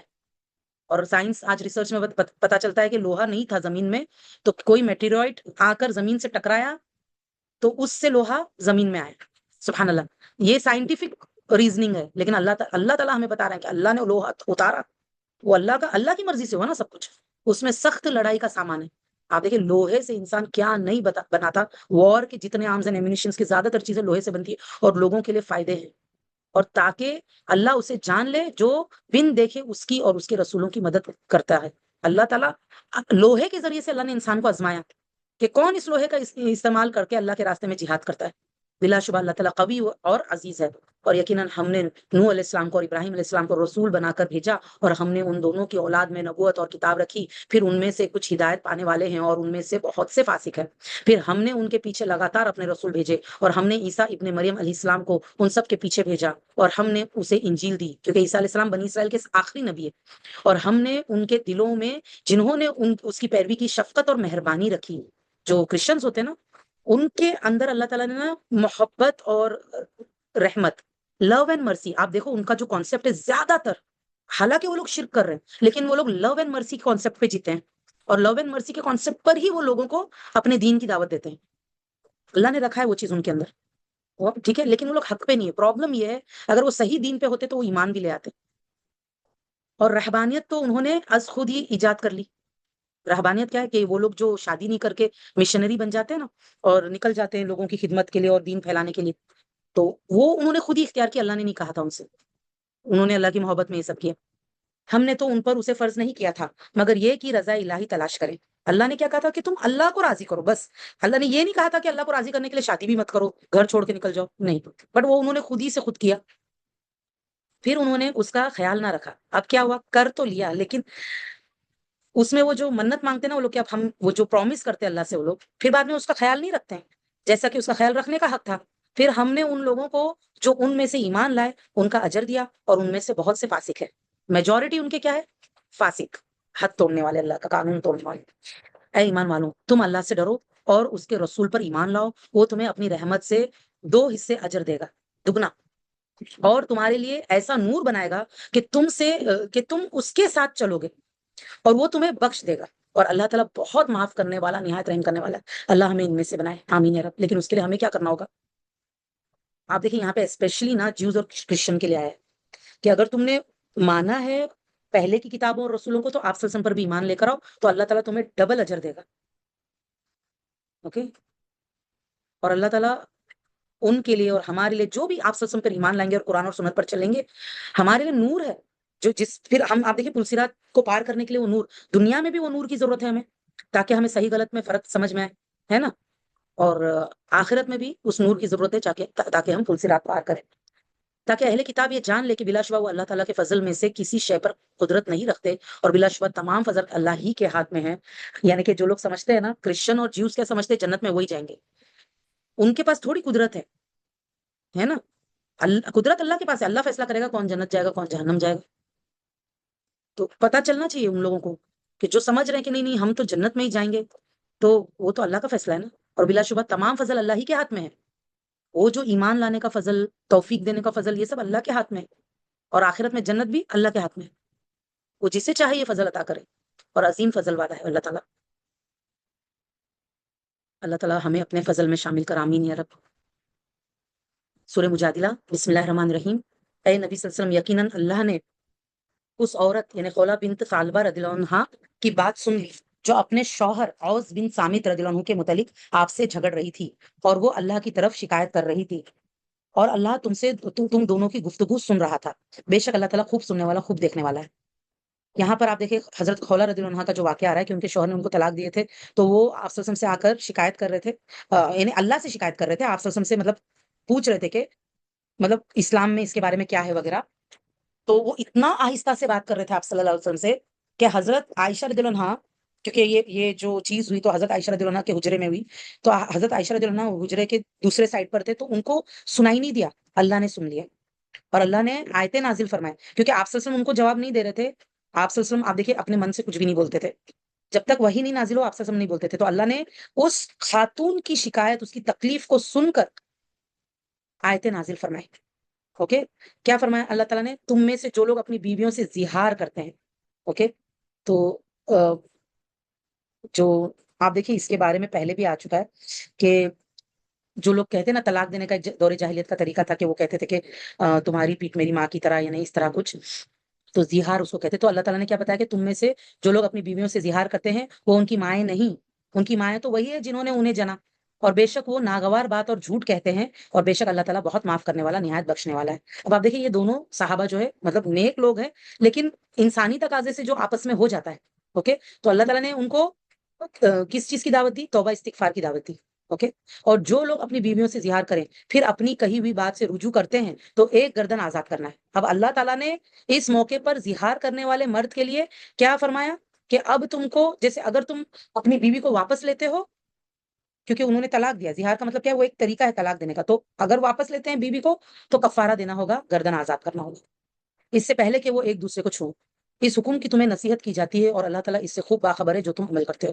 آپ دیکھیے اللہ نے یہ حکم اتارا تاکہ آئندہ مرد حضرات بغیر سوچے سمجھے زہار نہ کریں. پھر جو شخص نہ پائے غلام تو 2 ماہ کے لگاتار روزے رکھنا ہے، اس سے پہلے کہ وہ ایک دوسرے کو چھوئیں. پھر جو شخص اس کی استطاعت نہ رکھتا ہو تو 60 مسکین کو کھانا دینا ہے. یہ حکم اس لیے ہے کہ تم اللہ اور اس کے رسول پر ایمان لاؤ، اور یہ اللہ کی حدیں ہیں، اور کافروں کے لیے نہایت دردناک عذاب ہے. مطلب اب آپ دیکھیے سبحان اللہ، جو لوگ یہ باتیں نہیں مانتے تو وہ کافر ہو جائیں گے نا، اگر نہیں مانیں گے تو کافر. ایک آیت کا انکار بھی کیا ہے؟ انسان کو کفر میں پہنچا دیتا ہے. تو اللہ کی حدود کو فالو کرنا ہے، ورنہ دردناک عذاب ہے. ٹھیک ہے. اور آپ دیکھیں کافروں کے لیے تو دردناک عذاب ہے. بے شک جو لوگ اللہ اور اس کے رسول کی مخالفت کرتے ہیں وہ ذلیل کیے جائیں گے جیسے وہ لوگ ذلیل کیے گئے جو ان سے پہلے تھے، اور یقیناً ہم نے واضح آیات اتاری ہیں، اور کافروں کے لیے رسوا کن عذاب ہے. جس دن اللہ تعالیٰ ان سب کو اٹھائے گا، زندہ کرے گا، پھر ان کو جتائے گا جو انہوں نے عمل کیا، جتائے گا جو انہوں نے عمل کیا، یعنی کہ ان کو بتائے گا. اوکے. اللہ تعالیٰ قیامت کے روز جب دوبارہ زندہ کرے گا تو اللہ سارا کچھ ہم نے دنیا میں جو کیا ہے وہ دوبارہ سب بتانے والے. اللہ دیکھو یہ تم کر کیا ہے. اللہ نے ان کو گن رکھا ہے، گنتی میں کتنے سچ بولے، کتنی نمازیں پڑھی، کتنی نفلیں پڑھی، کتنے جھوٹ بولے، کتنا اچھا کیا، کتنا برا کیا، گن کے رکھا ہوا کاؤنٹنگ میں، جبکہ وہ انہیں بھول گئے. آپ دیکھیے ہم تو کر کے بھول جاتے ہیں, ہمیں تو یاد نہیں رہتا, ہم نے تو کبھی, ہم کاؤنٹ کر ہی نہیں سکتے ہیں, ہمارا تو حال ایسا ہے, ہم اتنے کمزور ہے. ہم اللہ تعالیٰ کیا کہہ رہے ہیں, مطلب تم بھول جاتے ہو لیکن اللہ نے گن گن کے رکھا ہے, اور اللہ ہر چیز پر نگران ہے. اے نبی صلی اللہ علیہ وسلم, کیا آپ نے نہیں دیکھا کہ بے شک اللہ تعالیٰ جانتا ہے جو کچھ آسمانوں میں ہے اور جو کچھ زمین میں ہے, 3 افراد کی کوئی سرگوشی نہیں ہوتی مگر وہ ان میں چوتھا ہوتا ہے, اور نہ 5 آدمیوں کی مگر وہ ان میں چھٹا ہوتا ہے, اور نہ اس سے کم اور نہ زیادہ مگر وہ ان کے ساتھ ہوتا ہے, جہاں کہیں بھی وہ ہوں, پھر وہ روز قیامت انہیں جتائے گا جو انہوں نے عمل کیے تھے. بے شک اللہ تعالیٰ ہر چیز کو خوب جانتا ہے. اگر انسان سوچ رہے نا کہ ہم نے تو کان میں بولا ہے کسی کے, لیکن اللہ سن رہا ہوتا ہے. ہم نہیں بھی بولیں گے نا, ہم اکیلے ہیں, صرف دل میں بھی سوچے تو اللہ کو پتا ہے, اللہ کو سارے سیکریٹس پتا ہے. اسی لیے بہت سوچ سمجھ کے کچھ بھی ہم سوچ رہے ہیں, بول رہے ہیں, وہ سوچ سمجھ کے بولو. یہ مت سوچو کہ کوئی دیکھنے والا نہیں, اللہ دیکھ رہا ہے, اللہ سن رہا ہے. کیا آپ نے ان لوگوں کی طرف نہیں دیکھا جنہوں نے سرگوشیاں کرنے سے جنہیں سرگوشیاں کرنے سے روکا گیا تھا؟ کیونکہ منافق لوگ کیوں کرتے تھے؟ مسلمانوں کے خلاف کرتے تھے وہ لوگ, آپ صلی اللہ علیہ وسلم کے خلاف کرتے تھے. پھر وہ اس چیز کی طرف لوٹتے ہیں جس سے انہیں روکا گیا تھا. اللہ نے نا سرگوشیوں سے منع کیا ہے, کہ کانوں میں یہ جو خسر فسر کرتے ہیں نا, اس سے منع کیا ہے. صرف 3 سچویشنز میں الاؤڈ ہے. یہ ایسی والی آیت ہم پہلے بھی پڑھ چکے ہیں, ٹھیک ہے. اور وہ گناہ, زیادتی اور رسول کی نافرمانی کی سرگوشیاں کرتے ہیں. آپ دیکھیں اللہ نے بتایا, گناہ, زیادتی, کسی اور پہ ظلم, اوکے, گناہ یعنی کہ گناہ کرنے کے کاموں میں, یا زیادتی یعنی دوسرے پہ ظلم کرنے کے لیے, یا رسول صلی اللہ علیہ وسلم کی نافرمانی کے سرگوشیاں کرتے ہیں. اور جب وہ آپ کے پاس آتے ہیں تو آپ کو اس کلمے کے ساتھ سلام کرتے ہیں کہ اللہ تعالیٰ نے اس کے ساتھ آپ کو کبھی سلام نہیں کیا, کہا. اوکے, سبحان اللہ. یہاں پر اب آپ دیکھیے, اللہ تعالیٰ نے اب ہمیں بھی جب ہم سلام کرتے ہیں نا, تو جیسے اسلام میں سکھایا گیا ہے برابر سلام کرنا ہے. السلام علیکم جو ہم بولتے ہیں نا, اس کا خیال رکھنا ہے کہ ہم کیسے سلام کر رہے ہیں. یہ نہیں کہ ہے نا ہم السلام علیکم صحیح سے نہ بولیں, اوکے, کیونکہ میننگ چینج ہو جاتی ہے. اس لیے بہت خیال رکھنا ہے جب ہم السلام علیکم کہتے ہیں. کیونکہ آپ دیکھیے اس زمانے میں منافق ہے, یہودی ہے, وہ لوگ ایسا سلام کرتے تھے کہ اس کا میننگ چینج ہو جاتا تھا. اور وہ اپنے دل میں کہتے ہیں اللہ ہمیں اس کی وجہ سے کیوں عذاب نہیں دیتا جو ہم کہتے ہیں. تو یہودی کیا سوچتے تھے, ہم تو مطلب ڈبل میننگ والی باتیں کر رہے ہیں, ٹنگ ٹویسٹ کر کے کچھ اور ہی بول رہے, ٹھیک ہے نا. تو سبحان اللہ, ان کو فیل ہوتا تھا کہ ہم پر عذاب کیوں نہیں آ رہا ہے. ان کو یہ مطلب, آپ دیکھیے سبحان اللہ, اللہ کی ڈھیل کو وہ لوگ سمجھ نہیں پاتے تھے. ان کے لیے جہنم کافی ہے. اللہ کیوں دنیا میں سزا نہیں دے رہا تھا؟ جہنم کافی ہے, موت کے بعد میں تو جانا ہی ہے جہنم میں. ایسے لوگوں کو وہ اس میں داخل ہوں گے, بس وہ برا ٹھکانا ہے. اے ایمان والو, جب تم سرگوشیاں کرو تو گناہ, زیادتی اور رسول کی نافرمانی کی سرگوشیاں مت کرو, اور تم نیکی اور تقوا کی سرگوشیاں کرو.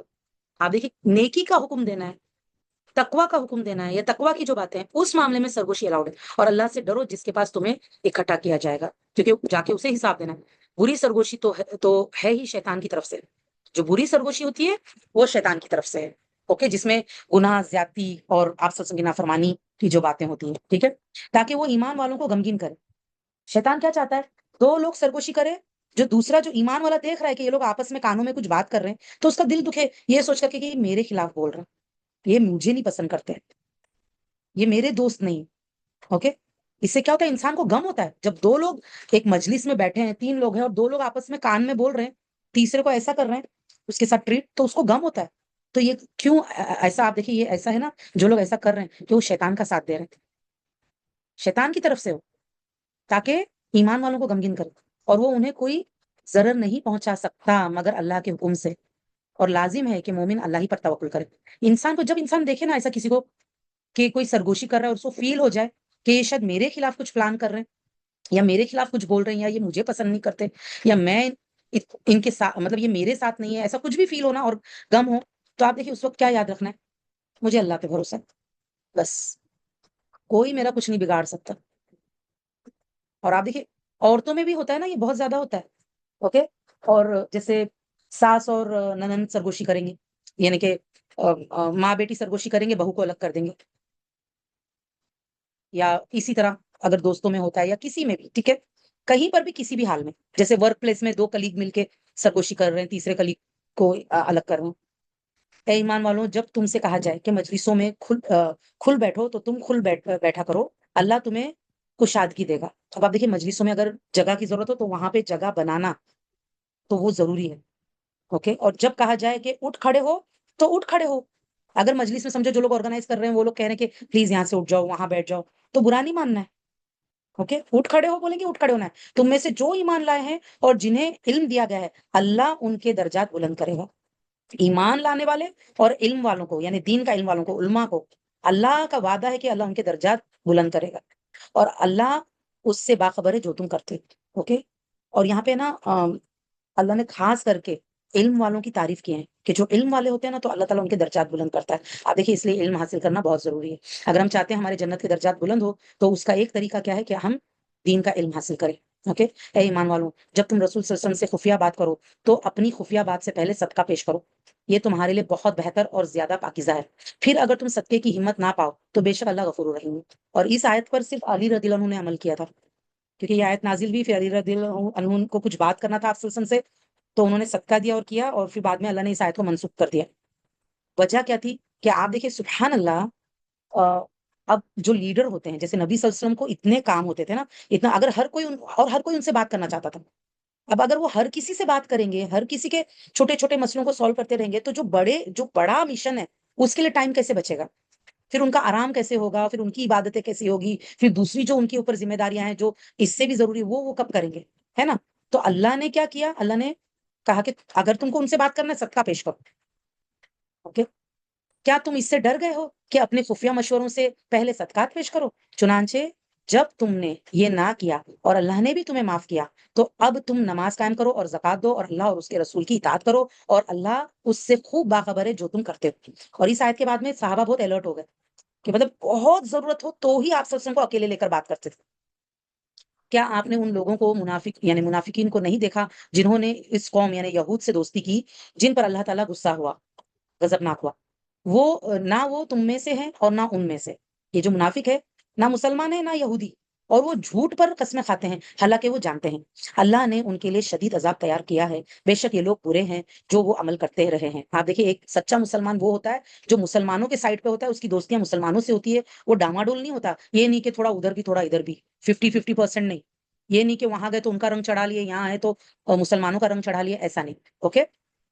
انہوں نے اپنی قسموں کو ڈھال بنا لیا ہے، پھر انہوں نے اللہ کی راہ سے روکا، لہٰذا ان کے لیے رسوا کن عذاب ہے.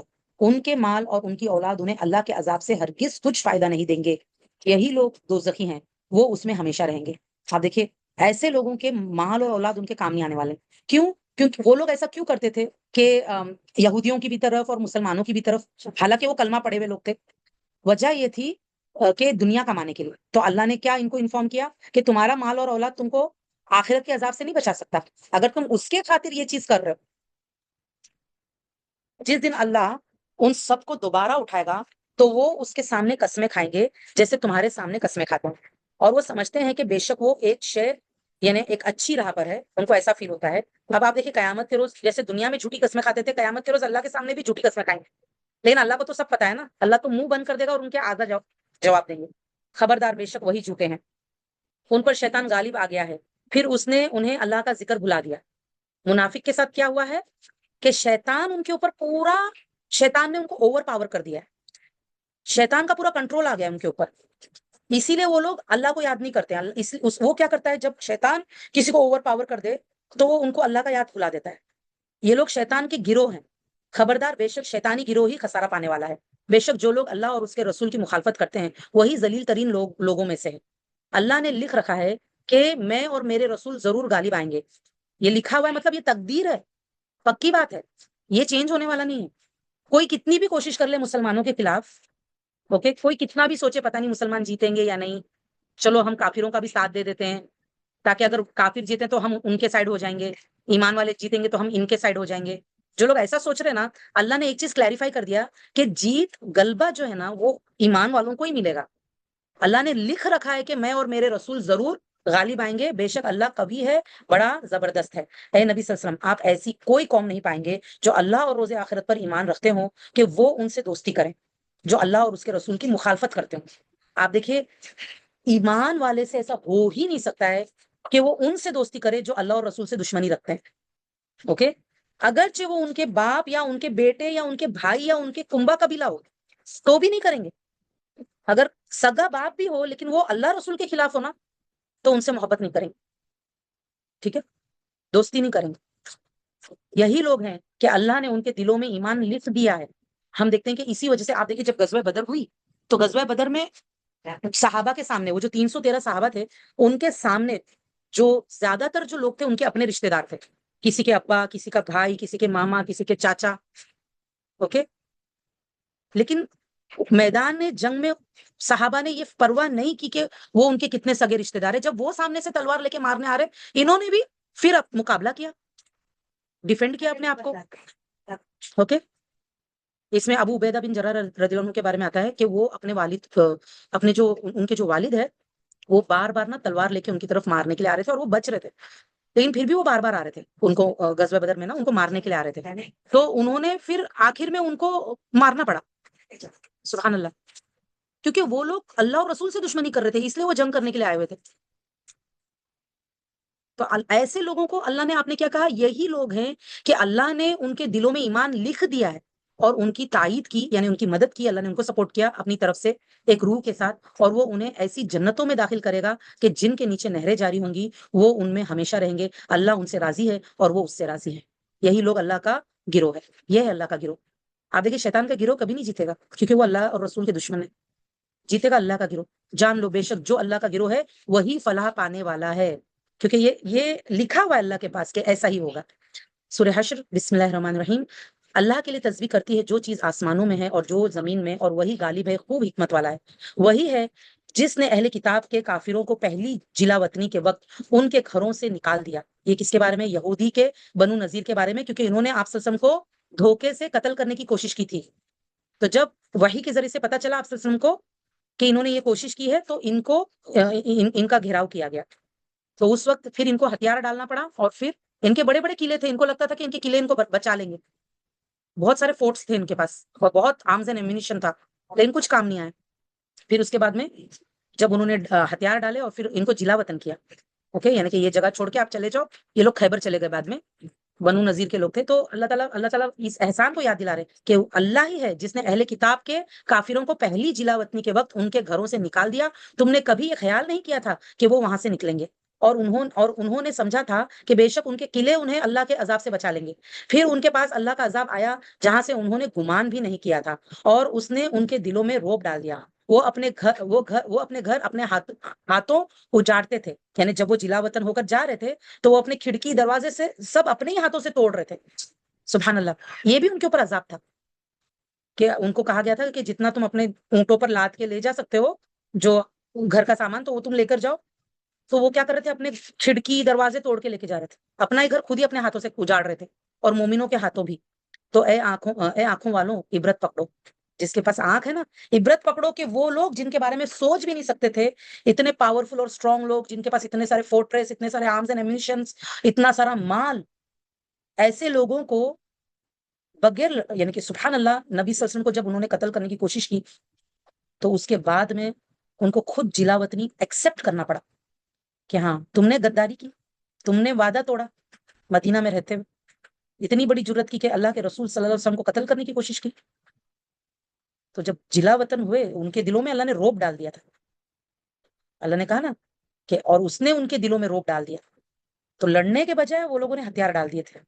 تو ان کو کہا گیا کہ ٹھیک ہے تم یہ جگہ چھوڑ کر چلے جاؤ. سبحان اللہ.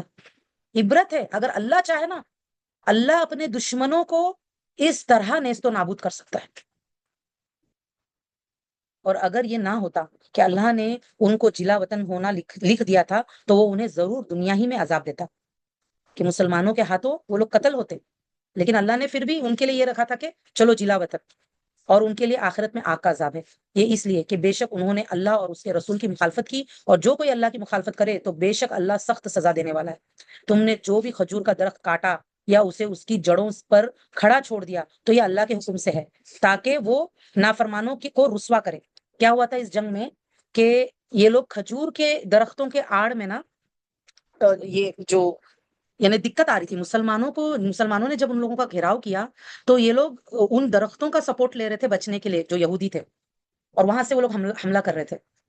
تو مجبوری میں اللہ نے پھر اجازت دیے آپ صلی اللہ علیہ وسلم کو کہ آپ کھجور کا درخت کاٹ سکتے ہو، کیونکہ وہ دشمن کھجور کے آڑ سے حملہ کر رہے تھے. اب کیا ہوا، انہوں نے پروپیگنڈا کیا کہ دیکھو یہ نبی تو پیڑوں کو برباد کرتے ہیں، کاٹتے ہیں وغیرہ. مسلمان تو ایسے ہیں. تو اللہ نے آیت نازل فرمائی کہ دیکھیے کیونکہ مسلمانوں کا یہ رول ہے کہیں پر بھی اگر جیسے اگر مسلمان اگر جہاد کے لیے جاتے ہیں تو کھیتی درخت یہ سب برباد نہیں کر سکتے, کاٹ نہیں سکتے نا, بلا وجہ نہیں کر سکتے. یہاں پہ ریزن تھا, اللہ کے حکم سے کیا انہوں نے. اوکے, تو آپ دیکھیے اللہ نے کیا کہا کہ تم نے جو بھی کھجور کا درخت کاٹا یا اسے اس کی جڑوں پر کھڑا چھوڑ دیا تو یہ اللہ کے حکم سے ہے تاکہ وہ نافرمانوں کو رسوا کرے. اور اللہ نے ان سے اپنے رسول کی طرف جو مال لوٹایا تو اس کے لیے تم نے گھوڑے اور اونٹ نہیں دوڑائے. یعنی جس طرح جنگ میں گھوڑے اونٹ دوڑانے پڑتے ہیں وہ نہیں کرنا پڑا مسلمانوں کو, لیکن اللہ اپنے رسولوں کو جس پر چاہتا ہے غلبہ دیتا ہے, اور اللہ ہر چیز پر خوب قادر ہے. اس کو مال فے کہتے ہیں, جس میں بغیر جنگ کے مال ہاتھ میں آتا ہے. اوکے, جنگ کے بعد میں جو کفار کا مال ہاتھ میں آتا ہے مال فے, تو اس کا جو تقسیم ہوتا ہے وہ ڈفرینٹ ہوتا ہے مال غنیمت سے. اوکے, تو مال فے جو ہوتا ہے اللہ اپنے رسول کی طرف بستیوں والوں کے مال سے جو کچھ لوٹا دے, یہ جو مال فے جو ہوتا ہے تو وہ اللہ کے لیے اور اس کے رسول کے لیے اور اس کے قرابت داروں یعنی رشتہ داروں اور یتیموں اور مسکینوں اور مسافروں کے لیے ہے, تاکہ وہ مال تمہارے دولت مندوں ہی کے درمیان گردش نہ کرتا رہے, اور اللہ کا رسول تمہیں جو کچھ دے تو وہ لے لو. اب یہ رول ہے, بہت انپورٹنٹ رول ہے. اوکے, یہ صرف مال کے بارے میں نہیں ہے, یہ ایک کامن جنرل رول اللہ نے دے دیا کہ نبی صلی اللہ علیہ وسلم جو بھی ہمیں دے, چاہے وہ سنتوں کے طریقے سے ہمیں ملا ہے نا, جو بھی نبی صلی اللہ علیہ وسلم ہمیں دے, جو بھی حکم دے وہ لے لینا ہے. اور جس سے منع کرے, یعنی کوئی چیز اگر نبی صلی اللہ علیہ وسلم کہہ دے کہ حرام ہے تو رک جانا ہے, تو اسے چھوڑ دو. یہ رول ہے, قانون ہے. جو لوگ کہتے ہیں نا کہ ہم صرف قرآن مانیں گے, ہم حدیثیں نہیں مانیں گے, ان کے لیے یہ اس آیت میں دلیل ہے کہ اللہ نے حکم دیا ہے کہ جو نبی صلی اللہ علیہ وسلم دے وہ لے لو, اور جس سے نبی صلی اللہ علیہ وسلم منع کرے رک جاؤ, اور اللہ سے ڈرتے رہو, بے شک اللہ تعالیٰ سخت سزا دینے والا ہے. تو اب آپ دیکھیے حدیثوں میں بدعت سے منع کیا گیا ہے تو بدعت سے رکنا ہے, نبی صلی اللہ علیہ وسلم پر جھوٹ گھڑنے سے منع کیا گیا ہے تو جھوٹی حدیثیں گھڑنے سے رکنا ہے, کیونکہ منع کیا ہے نبی صلی اللہ علیہ وسلم سے, جس چیز کا نبی صلی اللہ علیہ وسلم نے حکم دیا لینا ہے, جس چیز سے منع کیا رک جانا ہے. مال فے ان مہاجر فقراء کے لیے ہے جو اپنے گھروں اور اپنے جائیدادوں سے نکالے گئے, وہ اللہ کا فضل اور اس کی رضا ڈھونڈتے ہیں اور اللہ اور اس کے رسول کی مدد کرتے ہیں, یہی لوگ سچے ہیں. اور ان کے لیے جنہوں نے مدینہ کو گھر بنا لیا تھا اور مہاجرین سے پہلے ایمان لا چکے تھے, وہ انصار ان سے محبت کرتے ہیں. اب یہاں پہ انصار کی تعریف آئی, مدینہ والے جو ہیں جنہوں نے مہاجرین کو سپورٹ کیا, کہ وہ لوگ اتنی محبت کرتے ہیں مہاجرین سے جو ان کی طرف ہجرت کرے, اور وہ اپنے دلوں میں اس مال کی کوئی حاجت نہیں پاتے. یعنی اگر مہاجرین کو, کیونکہ وہ لوگ مکہ میں اپنا گھر اور بزنس سب چھوڑ کر آئے اس لیے مال فے میں سے ان کو مل رہا ہے, تو انصار بالکل دکھی نہیں ہوتے بلکہ خوش ہوتے ہیں, اچھا ہے کہ ان کو دو. اوکے, تو اس مال کی کوئی حاجت نہیں پاتے وہ لوگ دل میں جو ان مہاجرین کو دیا جائے, اور اپنی ذات پر ان کو ترجیح دیتے ہیں. یعنی اتنا ترجیح دیتے تھے وہ لوگ کہ خود نہیں کھا کے ان کو کھلائیں گے ایسا. اوکے, اتنا یعنی کہ اتنا امپورٹینس دیتے تھے وہ لوگ. یا ایک صحابی کے بارے میں آتا ہے نا کہ جب ان کا بھائی چارہ کروایا گیا انصار اور مہاجرین کا, تو انہوں نے جو انصار تھے انہوں نے کیا کہا کہ میری 2 بیوی ہے, ایک کو میں طلاق دیتا ہوں, تم چنو جس کو چننا ہے, میں اس کو طلاق دوں گا, تم نکاح کر لینا, میرا جائیداد ہے تم آدھا لے لینا, اس طرح سے. تو وہ صحابی نے کیا کہا تھا کہ نہیں, مجھے بس آپ مارکیٹ کا راستہ بتا دو, میں اپنا کماؤں گا, مجھے نہیں چاہیے کچھ بھی ایسے. سبحان اللہ. تو ایسے وہ لوگ خوددار لوگ بھی تھے, اور انصار نے بہت مدد بھی کی, اس لیے ان کا نام پڑا نا انصار, جو مدینہ کے انصار تھے. تو انہوں نے کیا کیا, اپنے اوپر ان مہاجرین کو انہوں نے ترجیح دیا تھا, پرائرٹی دیا تھا, اگرچہ خود انہیں سخت ضرورت تھی. اوکے, پھر بھی خود بھی ضرورت مند تھے وہ لوگ, لیکن وہ لوگ کیا کرتے تھے, پہلے مہاجرین کو دیتے تھے, ہر چیز ان کے ساتھ شیئر کرتے تھے. اور جو کوئی اپنے نفس کے لیے لالچ سے بچا لیا گیا تو وہی لوگ فلاح پانے والے ہیں, کیونکہ ہر انسان کے اندر شوہ نفسی رکھا ہوا ہے, بخل رکھا ہوا ہے, کہ ہر کسی کو نا مطلب سیلفشنس جو ہوتا ہے, تو وہ جو لالچ ہے ہر کسی کے اندر ہے, لیکن جو انسان اس لالچ کو کچل کر دوسرے کے لیے کرے نا, اوکے, تو وہ کامیاب ہونے والے ہیں. اوکے اوکے, دل بڑا کرنا ہے, جو دل بڑا کرے گا وہ کامیاب ہوگا. اوکے, اور ان کے لیے ہے جو ان مہاجرین و انصار کے بعد آئے, وہ کہتے ہیں اے ہمارے رب. جو کامیابی کس کے لیے ہے, جو لوگ کیا کہتے ہیں, جو انصار اور مہاجرین کے بعد آئے, یعنی اب ہم بھی انہی میں سے ہیں کیونکہ ہم بعد میں آئے, ٹھیک ہے, قیامت تک کے آنے والے مسلمان. اے ہمارے رب, کیا دعا کرنا ہے, ربنا اغفر لنا ولاخواننا الذین سبقونا بالایمان ولا تجعل فی قلوبنا غلا للذین آمنوا ربنا انک رؤوف رحیم, کہ اے ہمارے رب, ہمیں اور ہمارے ان بھائیوں کو بخش دے جنہوں نے ایمان میں ہم سے پہل کی, اور ہمارے دلوں میں اہل ایمان کے لیے کوئی کینہ نہ رکھ. اے ہمارے رب, بے شک تو بہت نرمی والا, بہت رحم کرنے والا ہے.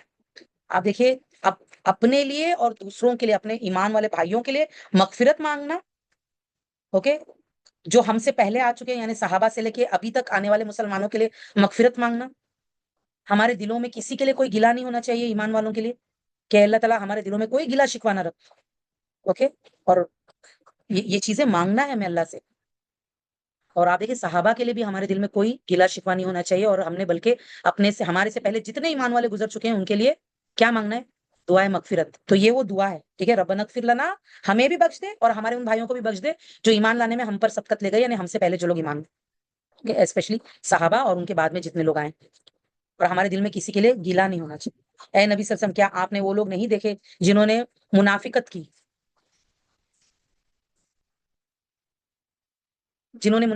منافقت کی وہ اپنے ان بھائیوں سے جو اہل کتاب میں سے کافر ہوئے، کہتے ہیں اگر تم مدینہ سے نکالے گئے تو ہم ضرور تمہارے ساتھ نکلیں گے اور ہم تمہارے معاملے میں کبھی کسی کی اطاعت نہیں کریں گے، اور اگر تم سے لڑائی کی گئی تو ہم ضرور تمہاری مدد کریں گے، اور اللہ گواہی دیتا ہے کہ بے شک وہ جھوٹے ہیں. منافقوں نے نا بنو نذیر سے اور بنو قینقاع ان سے یہ سارے وعدے کیے تھے کہ ہم تمہیں سپورٹ کریں گے، تم مسلمانوں سے لڑو اور اگر تم کو نکالا گیا تو ہم بھی تمہارے ساتھ نکل جائیں گے. لیکن وہ لوگ جھوٹے تھے. اللہ نے بتایا نا وہ جھوٹے تھے.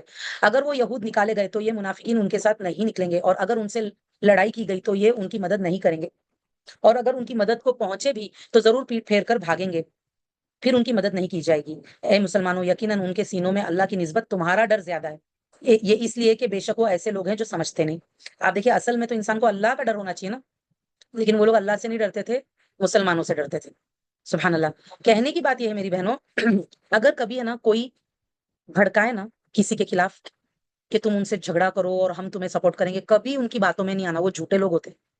وہ سب مل کر بھی تم سے نہیں لڑ سکیں گے، مگر ایسی بستیوں میں جو قلعہ بند ہیں یا دیواروں کے اوٹ سے ان کی آپس کی لڑائی دشمنی بہت سخت ہے. یہ جو آپ دیکھیں جو لوگ مسلمانوں سے دشمنی کرتے ہیں نا، ان کی آپس کی بھی لڑائی بہت سخت ہوتی ہے. آپ انہیں اکٹھا سمجھتے ہیں، ہمیں لگتا ہے وہ لوگ یونائٹڈ ہیں. ہاں وہ لوگ مسلمانوں کے خلاف یونائٹڈ ہوتے ہیں، بٹ اصل میں یونائٹڈ نہیں ہوتے ہیں، جبکہ ان کے دل جدا جدا ہیں. یہ اس لیے کہ بے شک وہ ایسے لوگ ہیں جو عقل نہیں رکھتے. ان کی مثال ان لوگوں کی سی ہے جو ان سے پہلے قریب ہی بدر میں اپنی بدعمالیوں کا وبال چکھ چکے ہیں اور ان کے لیے دردناک عذاب ہے. یعنی بدر کے جو کفار تھے نا اسی طرح ان کے بھی دل ہے. ان کی مثال شیطان کی سی ہے جب وہ انسان سے کہتا ہے کہ کفر کر، پھر جب وہ کفر کرتا ہے تو شیطان کہتا ہے بے شک میں تجھ سے بری ہوں، میں اللہ رب العالمین سے ڈرتا ہوں. اب آپ دیکھیں یہ بھی جھوٹا ہے نا. تو جو لوگ ہم کو اللہ کی نافرمانی کا حکم دیتے ہیں، جو لوگ ہم کو اللہ والوں سے لڑنے کا حکم دیتے ہیں، اصل میں وہ شیطان جیسے ہیں جو بعد میں دھوکا دیتا ہے. پہلے بولتا ہے برائی کر، میں تیرے ساتھ ہوں، بعد میں کیا کرتا ہے، میں تیرے ساتھ نہیں ہوں، مجھے اللہ کا ڈر لگتا ہے. اوکے. لہٰذا ان دونوں کا انجام یہی ہوگا کہ بے شک یعنی وہ جو منافق ہے اور وہ جو کافر ہے اور یہ جو شیاطین ہے، کیسا انجام ہوگا کہ بے شک وہ ہمیشہ دوزخ کی آگ میں رہیں گے اور ظالموں کی سزا یہی ہے. ٹھیک ہے. انشاءاللہ ہم لوگ یہیں پر روکیں گے آیت نمبر 17 پر. کیا سیکھنے ملا آج آپ لوگوں کو؟ کیونکہ بہت انپورٹنٹ آیتیں، کیونکہ مدنی صورت جب ہوتی ہے نا بہت انپورٹنٹ آیتیں ہوتی ہیں جو ہمارے ڈے ٹو ڈے لائف کے لیے بہت ضروری ہوتی ہے اگر ہم گہرائی سے سمجھیں. اصل میں ان چیزوں کو سمجھانے کے لیے اور بہت ٹائم لگتا ہے، لیکن دورہ قرآن میں اتنا ڈیپتھ میں ہم نہیں جاتے ہیں. ہاں پریکٹیکل کو دیکھتے ہیں کہ پریکٹیکلی ہمیں کیسے الرٹ رہنا ہے، کس سے الرٹ رہنا ہے، کس کی باتوں میں آنا ہے، کس کی باتوں میں نہیں آنا ہے، کس سے محبت کرنا ہے، کس سے محبت نہیں کرنا ہے، کس سے دوستی کرنا ہے، کس سے دوستی نہیں کرنا ہے. یہ ساری چیزیں اور اپنا جائزہ بھی لینے والی بات ہے کہ ہم کہاں کھڑے ہیں. کہیں ہم تو منافقوں جیسے نہیں کر رہے ہیں، اللہ نہ کرے کہیں ہم وہ کام تو نہیں کر رہے. کیونکہ اگر اللہ نہ کرے ہم سے اگر کوئی ایسا کام ہو رہا ہے جو منافقوں والا کام ہے تو ہم کو اللہ سے ڈر لگنا چاہیے کہ پھر میرا کیا بنے گا. جب اللہ نے منافقوں کو نہیں چھوڑا تو پھر میرا کیا بنے گا. پھر ہمیں یہ بھی دیکھنا ہے میں کس کے گروپ میں ہوں، اللہ والے گروپ میں ہوں یا شیطانوں والے. کیونکہ دو ہی گروپ ہے دنیا میں، ایک اللہ والوں کا گروپ جو غالب آنے والا ہے جس کے بارے میں اللہ نے لکھ دیا ہے کہ یہی غالب آئیں گے، اور ایک شیطانوں والا گروپ جو شیطانوں کے کاموں کو سپورٹ کر رہے ہیں، شیطانوں کو سپورٹ کر رہے ہیں اور مسلمانوں کی مخالفت کر رہے ہیں. ٹھیک ہے. اے ایمان والو، یعنی بات ڈائریکٹ ہم سے ہو رہی ہے کیونکہ ہم ایمان والے جنہوں نے کلمہ پڑھا ہے. اللہ سے ڈرو، یعنی کہ اللہ کا تقوی اختیار کرو. دیکھیں جب بھی بات ایمان اور تقوی کی آتی ہے اس کا مطلب کیا ہوتا ہے کہ جو بھی اللہ نے کرنے کا حکم دیا ہے وہ کرنا ہے، اور جن باتوں سے اللہ نے روکا ہے اس سے رکنا ہے. اور ہر شخص کو دیکھنا چاہیے کہ اس نے کل کے لیے آگے کیا بھیجا. اوکے. آج میں نے اپنے کل کے لیے آگے کیا بھیجی، کیونکہ جو بھی میں کر رہی ہوں، چاہے میں کچھ بول رہی ہوں، چاہے میں نیت بنا رہی ہوں، چاہے میں کچھ بھی کر رہی ہوں، تو یہ میں کل کے لیے آگے بھیج رہی ہوں. یعنی کل قیامت کے روز اس کا مجھے جزا ملنے والا ہے. یہ ایسا ہی ہے نا کہ جیسے میں پارسل بھیج رہی ہوں. اوکے. یہ پارسل میں خود ہی تیار کر رہی ہوں اور میں بھیج رہی ہوں آگے. اب میں وہ پارسل کیا کروں گی قیامت کے روز جب میں حشر کے میدان میں جب میں جاؤں گی تو یہ سارے پارسل جو میں نے بھیجے دنیا میں آگے اپنی نیتوں کے، اپنی باتوں کے، اپنے کاموں کے، یہ پلٹ کے وہاں پہ مجھے ملے گا. اب میں اس کو کھولوں گی وہاں پر. تو اگر میں نے اچھا کیا ہوگا تو اپنے لیے ایسا ہے جیسے کہ میں نے گفٹس بھیجا، تو وہاں جب میں کھولوں گی تو مجھے میرے گفٹس ملیں گے. اگر میں برا کروں گی تو ایسا ہے جیسے میں نے کوڑا کچرا بھیجا ہے، تو وہاں جا کے جب ہم کھولیں گے تو بدبو آئے گی، کوڑا کچرا آئے گا. ہر انسان کو کیا دیکھنا چاہیے کہ میں نے اپنے لیے آگے کیا بھیجا. میں نے کیا دیکھنا چاہیے؟ ہر شخص، آپ دیکھیں اللہ تعالیٰ کیا کہہ رہے ہیں، یا ایھا الذین آمنوا اتقوا اللہ، اے لوگوں جو ایمان لائے ہو اللہ سے ڈرو. اور ہر شخص کو دیکھنا چاہیے، اپنا حساب لو کہ میں نے آگے کیا بھیجا ہے. اب تک میں آگے کیا بھیج چکی ہوں اور آگے کیا بھیجنا چاہتی ہوں. اور آگے رمضان آ رہا ہے، پورا تیاری کرو، پلان آؤٹ کرو، میں آگے کیا بھیجنا چاہتی ہوں، کیا بھیج رہی ہوں اور کیا بھیجنا چاہتی ہوں. جو بھیج چکی ہوں اس کو تو نہیں بدل سکتی، بس یہ کر سکتی ہوں اس کے لیے توبہ استغفار کر سکتی ہوں اور اللہ سے معافی مانگ کے نیکیوں میں اضافہ کر سکتی ہوں اپنے موجودہ حالت میں. اوکے، اپنے پریزنٹ میں نیکیاں کر سکتی ہوں اور استغفار کر سکتی ہوں، اور اپنے آگے آنے والے فیوچر کے بارے میں پلان کر سکتی ہوں کہ کیسے میں اور نیکی کروں، کیسے میں اور بھلائیاں کروں. ٹھیک ہے، تو کیا فکر ہوئی نا؟ آج اس پہلی آیت سے فکر ہو گئی نا کہ میں اپنے لیے آگے کیا بھیج رہی ہوں دیکھنا ہے. ہم آگے کیا بھیج رہے ہیں؟ اپنے اعمال بھیج رہے ہیں، اپنی نیتیں، اپنی باتیں جو ہم بولتے ہیں، اور اپنے کام جو ہم کر رہے ہیں. کیا کوالٹی کے کر رہے ہیں، کیا کوانٹٹی کے کر رہے ہیں، اچھا کر رہے ہیں، برا کر رہے ہیں، سب ہماری ذمہ داری ہے. ہم کو ہی واپس پلٹ کے ملنے والا. ہم جو بھی کریں گے نا اللہ کے پاس پائیں گے. جو بھی نیکی کریں گے وہ اللہ کے پاس پائیں گے، برائی کریں گے اس کا وبال ہم ہی پر آئے گا.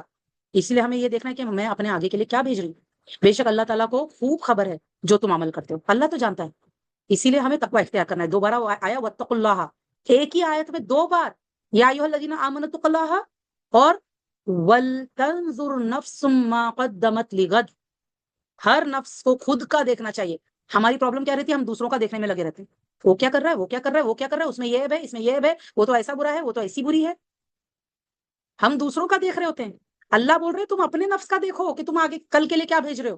کل کیا ہے؟ آج کیا ہے؟ آج دنیا ہے، کل آخرت ہے. بس 2 ہی دن کی زندگی بولتے ہیں نا، 2 دن کی زندگی. ایک ہے آج جس میں زندہ ہوں، ایک ہے کل جس کے لیے میں آگے بھیج رہی ہوں. جو آج کر رہی ہوں وہی کل کام آنے والا ہے. بس آج اور کل ہی ہے ہمارے پاس. جو گزر گیا وہ ہمارے پاس اب نہیں ہے. وہ ہم بھیج چکے آگے، وہ ڈیپوزٹ ہو چکا. تم اللہ سے ڈرتے رہو، اللہ سے بچ کے رہو. اللہ سے آپ دیکھیں، اللہ کو ناراض کرنے سے بچنا سب سے ضروری، سب سے ضروری. اور وہ ہم کیسے بچ سکتے ہیں؟ جتنا ہم اللہ کو یاد کریں گے، جتنا تجویز، جتنا فرائض، نماز، ذکر، اذکار، اور اپنی آپ دیکھیے جب اللہ کا ڈر آتا ہے نا تو اپنے اندر کنٹرول آتا ہے. نفس پر کنٹرول، زبان پر کنٹرول، سوچ پر کنٹرول، کام کرنے کے معاملے میں اسراف پر کنٹرول، بخیلی پر کنٹرول. کنٹرول، ایک سوچ سمجھ کے زندگی جیوں. اور اللہ تعالیٰ تو ہمارے اعمال سے خوب باخبر ہے. اور ان کی طرف نہ جاؤ جنہوں نے اللہ کو بھلا دیا. آپ دیکھیے اللہ نے کیا کہا، ان کی طرح نہ ہو جاؤ جنہوں نے اللہ کو بھلا دیا. اپنی فکر کرو کہ کل کے لیے کیا بھیج رہے ہو. کیونکہ جو لوگ اللہ کو بھول جاتے ہیں نا تو ان کو پھر نہیں سمجھ آتی کہ وہ آگے کیا بھیج رہے اپنے. ان کی طرح نہ بن جاؤ جنہوں نے اللہ کو بھلا دیا. تو اللہ نے انہیں اپنا آپ بھلا دیا. جب انسان اللہ کو بھول جاتا ہے نا تو اپنی آئیڈینٹی بھول جاتا ہے کہ وہ ہے کیا. وہ اپنی آئیڈینٹی بھول جاتا ہے کہ وہ اللہ کا بندہ ہے، اللہ نے اسے اپنی عبادت کے لیے پیدا کیا ہے. وہ اپنی زندگی کا مقصد بھول جاتا ہے، وہ اپنی آخرت بھول جاتا ہے، اپنا انجام بھول جاتا ہے، اپنے آپ کو. جو اللہ کو بھولے گا وہ اپنے آپ کو بھولے گا. بس سمپل.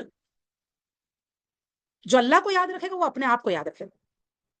یہی لوگ نافرمانے جو اللہ کو بھول جاتے ہیں اور اس وجہ سے اپنے آپ کو بھلا دیتے ہیں، اپنی آئیڈینٹی بھول جاتے ہیں، اپنی زندگی کا مقصد بھول جاتے ہیں. آگ والے دوزخی، آگ والے دوزخی اور باغ والے جنتی، 2 ہی رزلٹ ہے. اب ہمارے اوپر ہے ہم نے آگ والے بننا ہے یا باغ والے بننا ہے. ہمارے اوپر ہے. اللہ نے ہمارے اوپر ہر کسی کو اپنی ذمہ داری، کسی اور کی نہیں، بس دوسروں کو ہم کیسا انفلوئنس کرتے ہیں یہ میٹر کرتا ہے. اچھا انفلوئنس کریں گے تاکہ وہ بھی باغ والے بن جائے، بہت اچھی بات ہے. خود بھی باغ والے بنو، دوسروں کو بھی باغ والے بننے میں ہیلپ کرو، سپورٹ کرو، انفلوئنس کرو. لیکن آگ والے نہیں بننا ہے اور آگ والوں سے بچ کے رہنا. اوکے، ان کا انفلوئنس لینا نہیں. تو آگ والے اور باغ والے کبھی برابر نہیں ہو سکتے. جنتی ہی کامیاب ہیں. جو جنت جائے گا وہ اصل کامیاب ہے. دنیا میں بھلے کسی کو کتنی بھی کامیابی ملی ہو لیکن اگر آخرت میں وہ جہنم رسید ہو تو اس کی کامیابی دنیا کی کچھ کام نہیں آنے والی۔ اے نبی صلی اللہ علیہ وسلم، اگر ہم اس قرآن کو کسی پہاڑ پر نازل کرتے تو آپ دیکھتے کہ وہ اللہ تعالیٰ کے خوف سے دب جاتا اور پھٹ جاتا۔ یہ قرآن ہم پڑھ رہے، کیا ہم دب رہے؟ کیا ہمارے اندر عاجزی آ رہی ہے؟ کیا ہمارے اندر خشوع پیدا ہو رہا ہے؟ اور یہ مثال ہم لوگوں کے لیے بیان کرتے ہیں شاید کہ وہ غور و فکر کریں، تاکہ اس قرآن کو لائٹ نہ لیں، نان سیریس نہ لیں، سیریسلی لیں۔ وہ اللہ ہی ہے جس کے سوا کوئی معبود نہیں، وہ غیب اور حاضر کا جاننے والا ہے، وہ رحمان ہے، رحیم ہے، لیکن اس کی رحمت خاص ہو جائے گی قیامت کے روز ایمان والوں کے لیے اور جنہوں نے عمل صالح کیا۔ اللہ وہ ہستی ہے کہ اس کے سوا کوئی معبود نہیں، وہ بادشاہ ہے، نہایت پاک ہے، سلامتی والا ہے۔ اگر ہمیں سلامتی چاہیے نا دنیا اور آخرت میں، اللہ سے مانگے، اللہم انت السلام و منک السلام، ہے نا؟ ہم نماز کے بارے میں بعد میں کیا پڑھتے ہیں؟ اللہم انت السلام و منک السلام، کیونکہ اللہ اگر سلامتی نہ دے تو ہم سلامت نہیں ہو سکتے، نہ دنیا میں نہ آخرت میں۔ اور اگر اللہ ہمیں سلامت کر دے، ہمیں اسلام کی توفیق دے دے، تو ہم دنیا میں بھی سلامت ہو گئے، آخرت میں بھی سلامت۔ سلامتی والا ہے، اسی لیے اسی کے پاس اپنے آپ کو اسی کے پاس سپرد کرنا ہے۔ امن دینے والا ہے، المؤمن ہے، امن دینے والا۔ اگر امن چاہیے اللہ سے مانگو، یا المؤمن مجھے امن دے۔ اگر اگر ہم چاہتے کہ اللہ ہماری نگہبانی کرے تو اللہ سے مانگیے کہ اللہ میری نگہبانی کر، المحیمن، اللہ میری حفاظت فرما، اللہ میری حفاظت فرما، المحیمن۔ اگر ہم چاہتے ہیں کہ اللہ ہمیں غلبہ عطا کرے ایمان والوں کو، اور ہم اس کے عذاب سے بچنا چاہتے ہیں، اللہ کو بولیں یا العزیز مجھے ہدایت دے، مجھے عزت دے۔ عزت چاہیے اللہ سے عزت مانگو، یا العزیز وہ زوراور ہے، الجبار بگڑی بنانا چاہتے کہ اپنی بگڑی ہے یا کوئی بھی چیز جو ہمیں پریشان کر رہی ہے، ہم مصیبت میں ہیں، ہم مشکل میں ہیں، ہمارا کچھ بگڑ گیا ہے، اللہ سے مانگے الجبار میری بگڑی بنا دے۔ کوئی ہم پہ ظلم کر رہا ہے، ہم مظلوم ہیں، اللہ سے مانگے الجبار تو اس ظالم کو روک۔ المتکبر، اللہ تعالیٰ بڑائی والا ہے۔ کبھی اپنی کوئی چیز اچھی لگے نا، بڑی لگے، اسی وقت اللہ کو یاد کرو کہ اللہ سب سے بڑا ہے، اس نے عطا کیا، وہ اصل بڑا ہے، ہم نہیں۔ بڑائی اللہ کے لیے، اسی کو سوٹ کرتی ہے، ہمیں نہیں۔ وہ المتکبر ہے، سبحان اللہ عما یشرکون، پاک ہے اللہ تعالیٰ اس سے جو وہ شرک کرتے ہیں۔ وہ اللہ ہے، خالق ہے، جس نے ہمیں پیدا کیا اور ہر کائنات کی ہر ایک چیز کو، ایک ایک ذرے کو پیدا کیا۔ وہ الباری وہ ہے کہ کچھ نہیں سے اس نے ہر چیز کو بنایا، عدم سے وجود دیا۔ المصور ہے، اس نے ہر چیز کی صورت بنائی، ہماری بھی۔ اسی کے لیے ہے سارے اچھے اچھے خوبصورت نام، الاسماء الحسنی، اسی کے لیے۔ اسی کی تسبیح پڑھتی ہے جو چیز آسمانوں اور زمین میں ہے، اور وہ غالب ہے، خوب حکمت والا ہے۔ یہ تھی سورہ الحشر۔ اب سورہ الممتحنہ، بسم اللہ الرحمن الرحیم۔ اللہ سبحانہ تعالیٰ پر فرماتے ہیں، جس کا مفہوم یہ ہے کہ اے ایمان والوں، تم میرے اور اپنے دشمنوں کو دوست نہ بناؤ۔ حضرت جو ابھی حاتب بن ابی بلتا، ان کا نام ہے صحابی کا، رضی اللہ عنہ، ان سے غلطی ہو گئی تھی کہ انہوں نے کیا کیا کہ حاتب بن ابی بلتا رضی اللہ عنہ جو ہیں، ان کا نا مکہ میں کوئی رشتہ دار نہیں تھا، اور وہاں پہ ان کے بیوی بچے تھے۔ تو وہ چاہتے تھے کہ جب جب جب کفار نے معاہدہ توڑا صلح حدیبیہ کا، اور آپ صلی اللہ علیہ وسلم نے ڈیسائیڈ کیا کہ اب آپ صلی اللہ علیہ وسلم مکہ پر چڑھائی کریں گے، تو آپ صلی اللہ علیہ وسلم نے بہت رازدارانہ انداز سے تیاری کی، تاکہ کسی کو کانوں کان خبر نہ ہو کہ مسلمان آ رہے مکہ پر چڑھائی کرنے کے لیے، تاکہ خون ریزی نہ ہو بلا وجہ، کم سے کم نقصان میں زیادہ سے زیادہ فائدہ ہو سب کو، اس لیے۔ تو حضرت جو یہ جو صحابی تھے، ان کو فکر ہوئی کہ میرے گھر والے وہاں ہیں، کوئی وہاں پہ رشتہ دار نہیں کہ ان کو سپورٹ کرے، تو اللہ نہ کرے کہ کبھی کچھ ایسا نہ ہو جائے کہ جس کی وجہ سے یہ کفار میرے بیوی بچوں کو نقصان پہنچا۔ تو میں ان کو صرف خبر کر دیتا ہوں کہ آپ لوگوں کے اوپر چڑھائی ہونے والی، تو شاید یہ لوگ میرے بیوی بچوں پہ رحم کھائیں گے۔ سبحان اللہ۔ اب یہ بات اللہ تعالیٰ نے آپ صلی اللہ علیہ وسلم کو بتا دی وحی کے ذریعے سے، تو آپ صلی اللہ علیہ وسلم نے حضرت علی رضی اللہ عنہ اور ان کے ساتھ صحابہ کو بھیجا اس عورت کو پکڑنے کے لیے جس کے جوڑے میں یہ خط تھا، اس نے چھپا کے رکھا ہوا تھا، وہ جا رہی تھی مکہ۔ تو پھر خط ملا، پھر اس کے بعد میں یہ صحابہ کو بلایا گیا جنہوں نے ایسا کیا، جو حضرت ابی بلتہ رضی اللہ عنہ جو، تو آپ سے نے پوچھا آپ نے ایسا کیوں کیا؟ تو انہوں نے بتایا کہ آپ سے میں ڈر گیا تھا، مجھے ایسا ہو گیا تھا کہ میرے بیوی بچوں کا وہاں پہ کوئی ہے نہیں قبیلہ خاندان، تو کہیں میں نے سوچا کہ شاید کچھ اس طرح سے کروں تو پھر وہ لوگ سیف رہیں۔ تو آپ وسلم کو اللہ نے بتایا کہ وہ سچے ایمان والے تھے، وہ جو صحابی تھے، لیکن وہ اپنے جو شیطان نے ان کے اندر ڈر ڈالا نا، وہ اس کی باتوں میں آ گئے تھے، مخلص اس مسلمان تھے، تو آپ وسلم نے ان کو معاف کیا، درگزر کیا۔ تو اسی کے بارے میں یہ آیتیں نازل ہوئی کہ اللہ نے کیا بتایا کہ اے ایمان والو تم میرے اور اپنے دشمنوں کو دوست نہ بناؤ، تم ان کی طرف دوستی کا پیغام بھیجتے ہو حالانکہ وہ حق یعنی سچے دین کے منکر ہوئے ہیں جو تمہارے پاس آیا ہے، یعنی اسلام کو پسند نہیں کرتے، وہ لوگ نفرت کرتے ہیں اسلام سے، وہ رسول صلی اللہ علیہ وسلم کو اور تمہیں بھی جلا وطن کرتے ہیں، اس لیے کہ تم اپنے رب اللہ پر ایمان رکھتے ہو۔ اگر تم میرے راستے میں نکلے ہو جہاد اور میری رضا ڈھونڈنے کے لیے، تو کفار کو دوست نہ بناؤ، تم ان کو دوستی کا خفیہ پیغام بھیجتے ہو اور میں خوب جانتا ہوں جو تم چھپاتے ہو اور جو ظاہر کرتے ہو، اور تم میں سے جو کوئی ایسا کرے گا تو یقیناً وہ سیدھی راہ سے بھٹک گیا۔ اگر وہ تمہیں کہیں پائیں، یعنی تم سوچ رہے ہو کہ شاید وہ رحم کریں گے تم پر، اگر وہ تمہیں کہیں پائیں تو تمہارے دشمن ہو جائیں گے اور اپنے ہاتھ اور اپنی زبانیں تمہاری طرف دراز کریں گے برائی سے، یعنی تم کو قتل کریں گے، تم کو تکلیف دیں گے، تم کو گالی گلوچ کریں گے، زبان سے تمہیں کڑوی کڑوی باتیں بولیں گے، انسلٹ کریں گے۔ اگر ان کو غلبہ ملا تو وہ ایسا کریں گے، اور وہ چاہتے ہیں کہ کسی طرح تم بھی دین حق کے منکر ہو جاؤ، یہ ان کی چاہت ہے کافروں کی۔ تمہارے رشتے ناتے قیامت کے دن تمہیں ہرگز نفع نہیں دیں گے، یہ تم بیوی بچوں کے لیے اگر ایسا سوچ رہے ہو، وہ تمہارے قیامت کے روز کام نہیں آنے والے، اور نہ تمہاری اولاد، وہ تمہارے درمیان فیصلہ کرے گا، یعنی اللہ تعالیٰ تمہارے درمیان فیصلہ کرے گا، اور اللہ تعالیٰ خوب دیکھنے والا ہے جو تم عمل کرتے ہو۔ یقیناً تمہارے لیے بہترین نمونہ ہے ابراہیم علیہ السلام نے اور ان لوگوں میں جو اس کے ساتھ تھے، جب انہوں نے اپنی قوم سے کہا تھا بے شک ہم تم سے اور ان سے بری ہیں جن کی تم عبادت کرتے ہو سوائے اللہ کے، ہم تم سے منکر ہوئے، یعنی ہم نے تمہارے ساتھ برات کی، ہم تمہیں پسند نہیں کرتے، ہم تمہارا انکار کرتے ہیں، اور تمہارے درمیان ہمیشہ کے لیے اور ہمارے اور تمہارے درمیان ہمیشہ کے لیے دشمنی اور بغض ظاہر ہو گیا ہے۔ کیوں؟ کیونکہ وہ کافر ہے، ہم مسلمان ہیں۔ ظاہر ہو چکا ہے کہ کافر کبھی مسلمان کو پسند کرے گا ہی نہیں، اور مسلمان اللہ کے دشمن کو کبھی پسند نہیں کرے گا، حتیٰ کہ تم اللہ اکیلے پر ایمان لے آؤ۔ جب تم اللہ پر ایمان لاؤ گے تو ہم تمہارے دوست ہیں، ورنہ نہیں۔ مگر ابراہیم علیہ السلام کا اپنے باپ سے یہ کہنا کہ میں ضرور تیرے لیے بخشش مانگوں گا، یہ کس لیے تھا؟ کیونکہ ان کو اس وقت پتہ نہیں تھا۔ پھر جب ان کے ابا کی وفات کفر پر ہوئی تو اس کے بعد میں انہوں نے یہ مانگنا چھوڑ دیا، دعائے مغفرت، ٹھیک ہے۔ اور میں تیرے لیے اللہ کی طرف سے کسی چیز کا اختیار نہیں رکھتا۔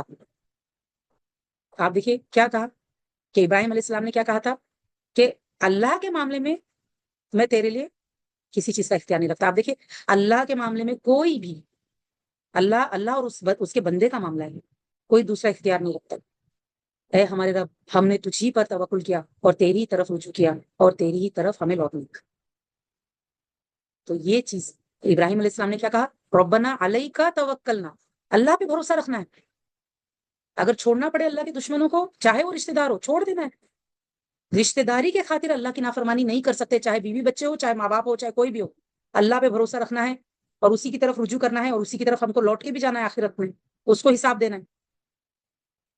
ابراہیم علیہ السلام نے تو اپنا پورا خاندان چھوڑ دیا اللہ کے خاطر۔ اے ہمارے رب، تو ہمیں ان لوگوں کے لیے فتنہ نہ بنا جنہوں نے کفر کیا۔ اب یہ ہے مانگنے کی کام، جیسے اگر وہ صحابی کو ڈر تھا کہ یہ لوگ میرے بیوی بچوں کو ستائیں گے تو ان کو کیا مانگنا چاہیے تھا؟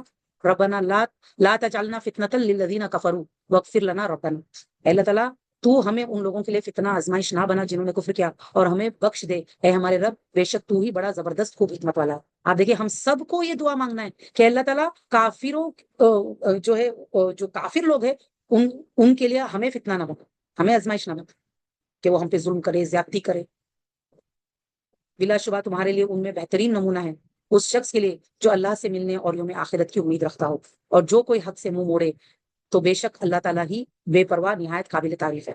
اللہ کو ہمارے ایمان، اسلام اور نیکیوں کی توبہ کی ضرورت نہیں، لیکن اللہ نے حضرت ابراہیم علیہ السلام کو ایز اے رول ماڈل پیش کیا اور ان کی دعائیں بتائی ہمیں کہ دیکھو کس طرح وہ دعائیں کرتے تھے۔ اصل ہے یہ کام کرنے کا، اس دعاؤں میں سمجھ میں آتا ہے کہ ہمارا مائنڈ سیٹ کیسا ہونا چاہیے، اور ہم جو ہے تب تک ان لوگوں سے دوستی نہیں کر سکتے، دلی دوستی، ٹھیک ہے نا، دل میں ان کے لیے محبت نہیں رکھ سکتے جو اللہ سے نفرت کرتا ہے، اللہ کے دین سے نفرت کرتا ہے، جو اللہ کا دشمن ہے، اللہ والوں کا دشمن ہے، ان سے ہم محبت نہیں کر سکتے. ہاں ان کی خیر خواہی کر سکتے، ان کو اچھے مشورے دے سکتے ہیں، ان کی مصیبت کے وقت ان کو اگر سپورٹ کی ضرورت ہے تو ہم ان کو جو ان کی مشکل کو دور کرنے کے لیے انسانیت کے ناطے ان کو سپورٹ کر سکتے، ٹھیک ہے نا، کیونکہ اللہ نے ہمیں انسانیت سکھائی ہے. نبی صلی اللہ علیہ وسلم کے اسوہ حسنہ میں آپ دیکھیے، ابراہیم علیہ السلام کے اسوہ حسنہ میں دیکھیے، جتنے بھی انبیاء سب کے اسوہ حسنہ میں یہ چیز ہے کہ وہ لوگ سب کے خیر خواہ تھے اور امانت دار تھے اور بھلائی کرتے تھے سب کے ساتھ، لیکن برائی میں کبھی کسی کو سپورٹ نہیں کرتے تھے اور کبھی کسی اللہ کے دشمن کو اپنا دوست نہیں بنایا.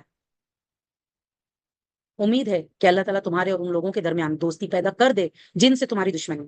جب ہم اللہ تعالیٰ کی خاطر جو اللہ نے حکم دیا ہے وہ ہم کریں گے نا، اور اللہ پہ بھروسہ رکھیں گے کہ نفع نقصان کا مالک اللہ ہے نا، کوئی ہمارا بال بھی باقا نہیں کر سکتا جب تک اللہ نہ چاہے، نہ ہمارا نہ ہمارے بال بچوں کا. صحیح ہے. تو جب یہ والا توکل ہمارے اندر رہے گا تو امید یہ ہے کہ جو لوگ ہمارے دشمن بن رہے اللہ تعالیٰ ان کے دل نرم کر دے گا، وہ بھی مسلمان ہو جائیں گے اور پھر بعد میں وہ ہمارے دوست بن جائیں گے. اللہ تعالیٰ ہماری دشمنیوں کو دوستیوں میں بدل دے گا. اور اللہ بہت قدرت والا ہے اور اللہ غفور رحیم ہے. آپ دیکھیے جب فتح مکہ ہوا تو فتح مکہ سے پہلے جتنے لوگ دشمن تھے اس میں سے میجورٹی مسلمان ہو گئے اور دوست بن گئے بعد میں. سبحان اللہ. تو اللہ نے یہ وعدہ پورا کر دکھایا اور یہ وعدہ قیامت تک کے لیے کہ آج ہم بھی اگر ایسے سچویشن میں اللہ پہ بھروسہ رکھتے ہوئے ہم جیسا اللہ نے کہا ہے ویسا عمل کریں گے تو اللہ تعالیٰ ہمارے لیے، آپ دیکھیے جو ہمارے دشمن ہیں ان کو ہمارا دوست بنا دے گا، یعنی ان کو اسلام کی توفیق بھی دے دے گا، وہ مسلمان ہو جائیں گے اور وہ ہمارے دوست بن جائیں گے. اگر نہیں تو اللہ تعالیٰ ان کو ہرائے گا، ہمیں جتائے گا، ہمیں غالب کرے گا. یہ اللہ کا وعدہ ہے. ورنہ کیا ہوگا؟ زیادہ سے زیادہ شہادت، اللہ کے راستے میں شہید ہو جائیں گے اور جنت چلے جائیں گے. اللہ تمہیں ان لوگوں کی بابت نہیں روکتا جو تم سے دین پر نہیں لڑتے، ہے نا. اللہ ہمیں، جو لوگ ہم سے لڑ نہیں رہے، دشمنی نہیں کر رہے، ان کے ساتھ جو اچھائی کرنے میں کوئی پرابلم نہیں. اور انہوں نے تمہیں تمہارے گھروں سے نہیں نکالا کہ تم ان سے بھلائی کرو اور ان سے انصاف کرو. دیکھو بھلائی اور انصاف کس کے ساتھ کرنا ہے اور کس کے ساتھ ہم نے اسٹرکٹ رہنا ہے، سب اللہ نے کھول کھول کے بتا دیا. بے شک اللہ تعالیٰ انصاف کرنے والوں کو پسند کرتا ہے، تو جو ہم لوگوں کے ساتھ اچھا کرتے ہیں ان کے ساتھ ہم انصاف کریں. اللہ ہمیں انصاف کا حکم دیتا ہے، ظلم سے روکتا ہے کہ کسی کے ساتھ نا انصافی مت کرو. لیکن اگر کوئی سامنے سے ظلم کرے تو اس کو روکو ظلم کرنے سے، یہ ضروری ہے. اگر ہم ظالم کو نہیں روکیں گے تو دنیا میں ظلم پھیل جائے گا، پھر مظلوموں کو کون بچائے گا. بے شک اللہ تعالیٰ تو تمہیں ان لوگوں کی بابت روکتا ہے جو تم سے دین پر لڑتے ہیں اور انہوں نے تمہیں تمہارے گھروں سے نکالا اور تمہارے نکالنے میں مدد کی. ایسے لوگ جو ہمارے دشمنوں کو سپورٹ کر رہے ہیں ان کو بھی سپورٹ نہیں کرنا، کیونکہ وہ ہمارے دشمنوں کو سپورٹ کر رہے ہیں کہ تم ان سے دوستی کرو. اللہ نے روکا اس چیز سے کہ ہم ایسے لوگوں سے دوستی کریں جو ہم سے دشمنی کرتے ہیں، دین سے دشمنی کرتے ہیں، دین کو روکنے کی کوشش کرتے ہیں، ہم کو دین پر عمل کرنے سے روکنے کی کوشش کرتے ہیں، اور جو لوگ ان کو سپورٹ کرتے ہیں. آج کے زمانے میں آپ دیکھیں یہود اور نصارہ، کیونکہ نصارہ سپورٹ کر رہا ہے یہود کو، اور جو کوئی بھی ایسا ہے جو مسلمانوں سے دشمنی کر رہے ہیں، اسلام سے دشمنی کر رہے ہیں، اور جو ان کے سپورٹرز ہیں، ان سب کے معاملے میں اللہ کا ہمارے لیے یہی حکم ہے کہ ہم ان کو اپنا دوست نہیں بنائیں. اللہ نے روکا ہے. اور جو کوئی ان سے دوستی کرے تو وہی لوگ ظالم ہیں. ایسے لوگ ظالم ہیں جو ایسے لوگوں سے دوستی کریں گے. ظالموں سے دوستی کرنا ظلم ہے. اے ایمان والو، جب تمہارے پاس مومن عورتیں ہجرت کر کے آئیں تو تم ان کا امتحان لو. یہ کس ٹائم کی بات ہے؟ یہ صلح حدیبیہ کے بعد کی بات ہے، مکہ فتح ہونے سے پہلے. تو کیونکہ اس میں تھا کہ اگر کوئی مسلمان مدینہ آئے گا تم ان کو واپس مکہ لوٹا دیا جائے گا، ان کو مدینہ میں آنے نہیں دیا جائے گا. یہ معاہدے میں صلح حدیبیہ میں لکھایا گیا تھا مسلمانوں سے. تو جب عورتیں آئی تو آپ صلی اللہ علیہ وسلم نے ان کو واپس نہیں کیا. کیوں؟ آپ صلی اللہ علیہ وسلم نے کہا معاہدے میں جو جینڈر لکھا ہوا ہے وہ مرد ہے. کیونکہ عربی کا یہ قانون ہے اصل میں کہ ان جنرل نا مردوں کو لکھا جاتا ہے، اوکے، میل جینڈر لکھا جاتا ہے. تو وہاں پہ سبحان اللہ، اللہ سبحان آپ صلی اللہ علیہ وسلم نے یہ بات رکھی کہ یہ مردوں کے بارے میں، عورتوں کے بارے میں نہیں ہے، اس لیے اب میں عورتوں کو لوں گا. تو اللہ نے کہا کہ جب وہ عورت آئے مسلمان ہو کر ہجرت کر کے مدینہ تو امتحان لینا ہے. اللہ ان کے ایمان کو خوب جانتا ہے. پھر اگر تم انہیں مومن جانو تو انہیں کفار کی طرف نہ لوٹاؤ. نہ وہ عورتیں ان کفار کے لیے حلال ہے، یعنی اگر وہ نکاح میں ہے تو نکاح ٹوٹ جائے گا، حلال نہیں ہے ان کے لیے مسلمان عورتیں، اور نہ وہ کافر ان عورتوں کے لیے حلال ہے.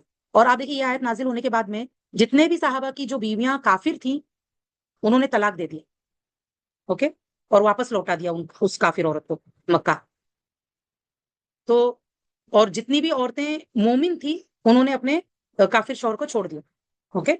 تو آپ دیکھیے اللہ نے کیا کہا کہ نہ وہ عورتیں ان کفار کے لیے حلال ہے اور نہ وہ کافر ان عورتوں کے لیے حلال ہے، اور تم ان کفار کو دے دو جو مہر انہوں نے خرچ کیا، اور تم پر کوئی گناہ نہیں کہ تم ان سے نکاح کر لو جب تم انہیں ان کے مہر دو، اور تم کافر عورتوں کی عصمتیں قبضے میں نہ رکھو. اوکے، مطلب ان کو چھوڑ دو، وہ کافر ہے تو کافر ہے، ان کو چھوڑ دو، اور مانگ لو جو مہر تم نے خرچ کیا، اور چاہیے کہ وہ کفار بھی مانگ لیں جو مہر انہوں نے خرچ کیا.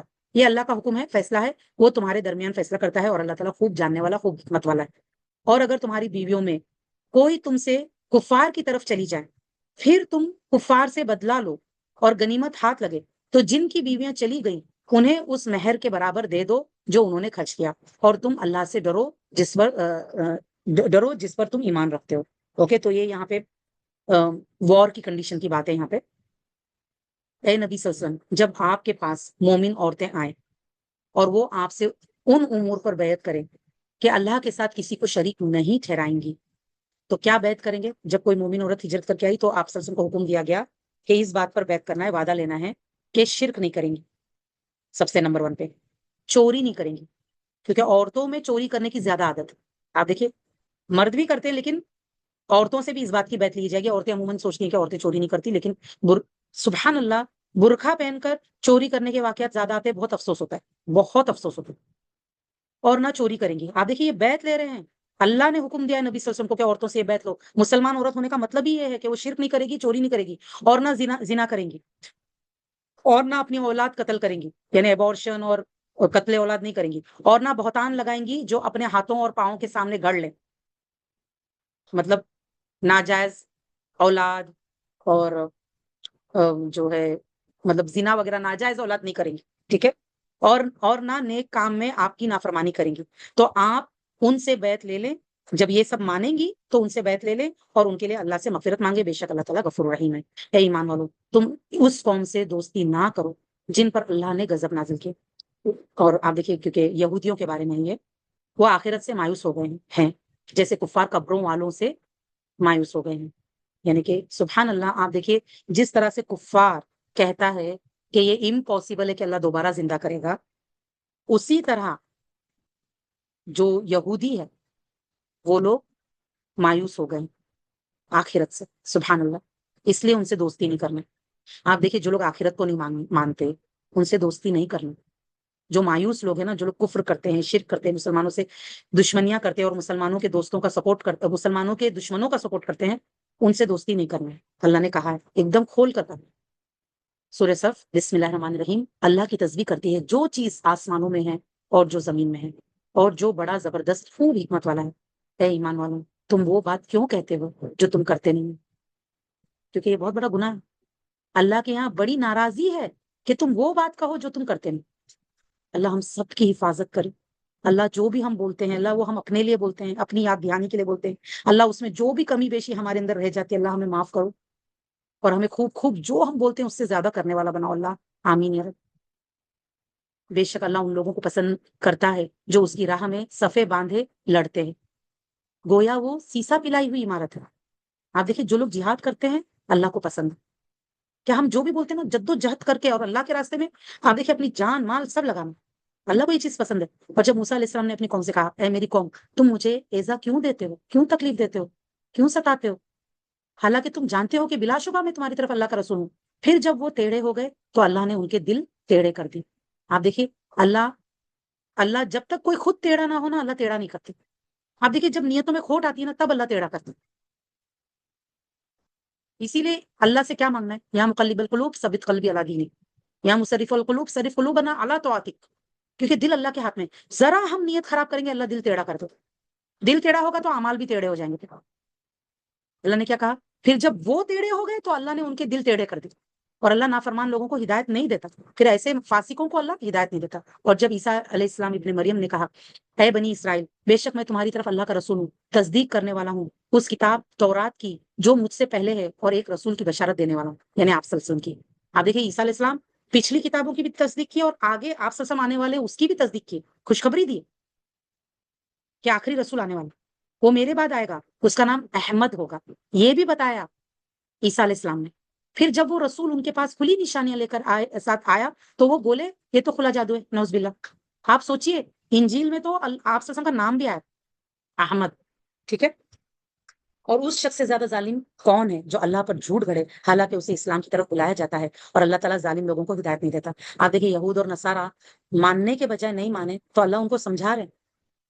وہ چاہتے ہیں کہ اللہ کا نور یعنی دین اسلام اپنے منہوں سے بجھا دیں، اسلام کے خلاف پروپیگنڈا کر کے، نبی صلی اللہ علیہ وسلم کے خلاف پروپیگنڈا کر کے، اسلاموفوبیا پھیلا کے، جبکہ اللہ تعالیٰ اپنا نور پورا کرنے والا ہے اگرچہ کافر نہ پسند کرے۔ اب آپ دیکھیں ریسرچ سے ثابت ہوتا ہے کہ سب سے تیزی سے جو دین آگے بڑھ رہا ہے وہ دین اسلام نمبر 1 پہ، چاہے کوئی کتنی بھی کوشش کر لے لوگ، وہی ہے جس نے اپنا رسول ہدایت اور دین حق کے ساتھ بھیجا ہے تاکہ وہ اسے تمام دینوں پر غالب کرے اگرچہ مشرک ناپسند ہی کریں۔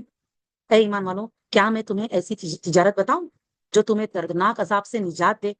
اب آپ بتائیے ہم اور آپ میں سے کس کو نہیں چاہیے کہ اللہ ہمیں بتائے کہ وہ کون سا بزنس ہے، وہ کون سا لین دین ہے جس کو کرنے سے ہمیں دردناک عذاب سے نجات مل جائے گی، چھٹکارا مل جائے گا۔ آپ دیکھیں کتنے لوگ موکش ڈھونڈ رہے ہیں نا، مکتی ڈھونڈ رہے ہیں، موکش ڈھونڈ رہے ہیں۔ آپ دیکھیں مکتی اور موکش اللہ نے کس میں رکھا ہے؟ اللہ یہ ایمان والوں کو بتا رہے ہیں کہ اے ایمان والوں، یا ایھا الذین آمنو، کیا میں بتاؤں تم کو وہ تجارت جس سے تم کو دردناک عذاب سے نجات مل جائے گی؟ کیا ہے وہ؟ غور سے سنو بھی، ایک دم غور سے کان لگا کر۔ تم اللہ اور اس کے رسول پر ایمان لاؤ، یعنی قرآن اور سنت فالو کرو، اللہ اور رسول کو مانو اور اللہ اور رسول کی مانو، زندگی کو قرآن اور سنت کے مطابق جیو، نمبر 1، ٹھیک ہے؟ اور اللہ کی راہ میں جہاد کرو۔ سیکنڈ کیا کرنا ہے؟ جد و جہد، کمفرٹ زون سے کچھ نہیں ملنے والا ہے، محنت مشقت کر کے قرآن اور سنت پر عمل کرو اور زیادہ سے زیادہ نیکیاں کماؤ اور برائیوں سے بچو، اور اپنے مالوں اور اپنی جانوں کے ساتھ جہاد کرو۔ یہ ہے 2، اوکے؟ 1 کیا ہے؟ اللہ اور رسول پر ایمان لاؤ۔ 2 کیا ہے؟ اپنے مالوں اور اپنے جانوں کے ساتھ اللہ کے راستے میں جہاد کرو۔ یہ ہے وہ تجارت جس کے بدلے ہمیں دردناک عذاب سے نجات ملنے والی، ٹھیک ہے؟ یعنی ایمان ہے نا، اب ایمان کے ساتھ یہ 2 چیز ہونا چاہیے۔ یہ تمہارے لیے بہت بہتر ہے اگر تم علم رکھتے ہو۔ اب آپ دیکھیے لوگ کس کے پیچھے بھاگ رہے ہیں؟ دنیا کے پیچھے بھاگ رہے ہیں، لوگ یہود اور نصارہ کا طریقہ اپنانے کے پیچھے بھاگ رہے ہیں، حالانکہ اللہ تعالیٰ ہمیں کامیابی کا راز بتا رہا ہے، دردناک عذاب سے نجات کا راز بتا رہا ہے، اور اس کے لیے قرآن اور سنت کا علم حاصل کرنا ضروری ہے، ورنہ کیسے کریں گے؟ علم آئے گا تو عمل کریں گے اور جہاد کریں گے نا، علم ہی نہیں ہوگا تو جہاد کیسے کریں گے؟ وہ اللہ تمہارے گناہ بخش دے گا جب ہم یہ کام کریں گے نا جو آیت نمبر 11 میں بتایا گیا ہے، تو اللہ ہمارے گناہوں کو بخش دے گا اور تمہیں ایسی جنتوں میں داخل کرے گا جن کے نیچے نہریں جاری ہوں گی، اور پاکیزہ محلات میں جو ہمیشہ رہنے والی ہے، جنتوں میں ہے۔ یہ ہے عظیم کامیابی، سبحان اللہ۔ جنت عدن عطا کرے گا اللہ تعالیٰ، جناتی عدن، ہمیشہ رہنے والی جنتیں، اس میں داخل کرے گا، اور یہ سب سے بڑی کامیابی، دنیا کی کامیابی اس کے آگے کچھ بھی نہیں۔ اور ایک اور نعمت ہے، اب یہ سب دینے کے بعد بھی اور ایک نعمت ہے، یعنی جہنم سے نجات مل گئی، جنت میں داخل ہو گیا انسان، ساری نعمتیں ہمیشہ کے لیے مل گئی۔ اب اور ایک نعمت باقی ہے جسے تم پسند کرتے ہو، اور وہ کیا ہے؟ اللہ کا دیدار، اللہ کی طرف سے مدد اور فتح قریب ہے۔ اللہ نے کیا بتایا کہ آپ دیکھیں دنیا میں بھی اللہ دے گا، ایسا نہیں کہ اللہ صرف آخرت میں دینے والا ہے، اوکے؟ اللہ دنیا میں دے گا، اور وہ کیا ہے جو ہم پسند کرتے ہیں؟ دنیا میں کیا پسند کرتے ہیں؟ کہ اللہ میری مدد کرے، اللہ مجھے کامیابی دے، تو وہ جو مدد اور کامیابی ہے قریب کی، جو وہ قریب کیا ہے دنیا میں ملنے والا، وہ بھی دے گا اللہ، اگر ہم قرآن اور سنت کو فالو کریں گے، قرآن اور سنت کا علم حاصل کر کے اس پر عمل کرنے پر جدوجہد کریں گے، اللہ کے کلمے کو بلند کرنے کے لیے اپنا جان اور مال لگائیں گے، اللہ ہمیں دنیا میں بھی مدد کرے گا، اور قریب کی کامیابی یعنی دنیا میں ہمیں اللہ تعالیٰ کامیابی دے گا، اس دنیا کی حکومتیں اللہ ہمیں دے گا، اور خوشخبری دے دو ایمان والوں کو۔ آپ دیکھیے لوگوں کو کیا لگتا ہے اگر ہم دین فالو کریں گے تو دنیا ہاتھ سے چلی جائے گی، ایسا نہیں ہوگا، اللہ نے وعدہ کیا ہے، اللہ تعالیٰ قریب کی کامیابی بھی دے گا، یعنی دنیا کی کامیابیاں بھی دے گا اللہ تعالیٰ، اور مدد بھی کرے گا اللہ تعالیٰ، ٹھیک ہے؟ آپ دیکھیں نا صحابہ کے ساتھ ہوا نا کہ جب انہوں نے اللہ کے خاطر جان مال سب کچھ نچھاور کر دیا تو اللہ تعالیٰ نے ان کو خلیفہ بنایا، اللہ نے ان کو گورنر بنایا، دین اسلام دور دور تک پھیلا، اور اس مسلمانوں کے ہاتھوں میں حکومتیں آئیں، اور بیت المقدس بھی آیا نا، عمر رضی اللہ عنہ کے ٹائم میں بھی آیا، صلاح الدین ایوبی کے ٹائم میں آیا، سبحان اللہ۔ اے ایمان والو، تم اللہ کی مددگار بن جاؤ۔ ہاں دیکھیے کیا اللہ تعالیٰ کو ضرورت ہے ہماری مدد کی؟ اللہ خود ہی ہماری مدد کرتا ہے، ہم تو محتاج اللہ کے، لیکن اللہ ہمیں آنر کر رہا ہے، اتنی عزت دے رہا ہے اللہ تعالیٰ ان لوگوں کو جو اللہ کے دین کا علم حاصل کرتے ہیں، اس پر عمل کرتے ہیں، لوگوں کو اس کی طرف بلاتے ہیں، اپنا جان مال اللہ کے راستے میں لگاتے ہیں، کہ تم اللہ کے مددگار بن جاؤ، کونو انصار اللہ، جیسے عیسیٰ ابن مریم علیہ السلام نے حواریوں سے کہا تھا اللہ کی راہ میں میری مددگار کون ہے؟ حواریوں نے کہا ہم اللہ کے مددگار ہیں۔ تو بنی اسرائیل میں سے ایک گروہ ایمان لایا اور دوسرا گروہ نے کفر کیا، تو ہم نے ان لوگوں کو جو ایمان لائے ان کے دشمنوں پر قوت دی تو وہ غالب آ گئے۔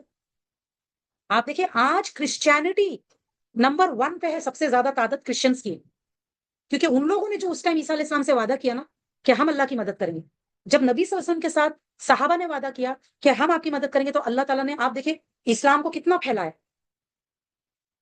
ٹھیک ہے، کیونکہ اللہ تعالیٰ ایمان والوں کی مدد کرتا ہے اور اللہ تعالیٰ ایمان والوں کو دشمن پہ غلبہ دیتا ہے، تو دنیا اور آخرت دونوں جہاں کی کامیابی ملتی ہے، لیکن اس کے لیے کرنا کیا ہوگا؟ وہ جو اللہ نے کہا ہے، قرآن اور سنت کو پکڑو مضبوطی سے، اس کا علم حاصل کرو، اس پر عمل کرو اور اپنے جان اور مال کے ساتھ جہاد کرو اللہ کے راستے میں قرآن اور سنت لوگوں تک پہنچانے میں۔ بسم اللہ الرحمن الرحیم۔ سورہ جمعہ اللہ تعالیٰ کی تسبیح کرتی ہے جو چیز آسمانوں میں ہے اور جو کچھ بھی زمین میں ہے۔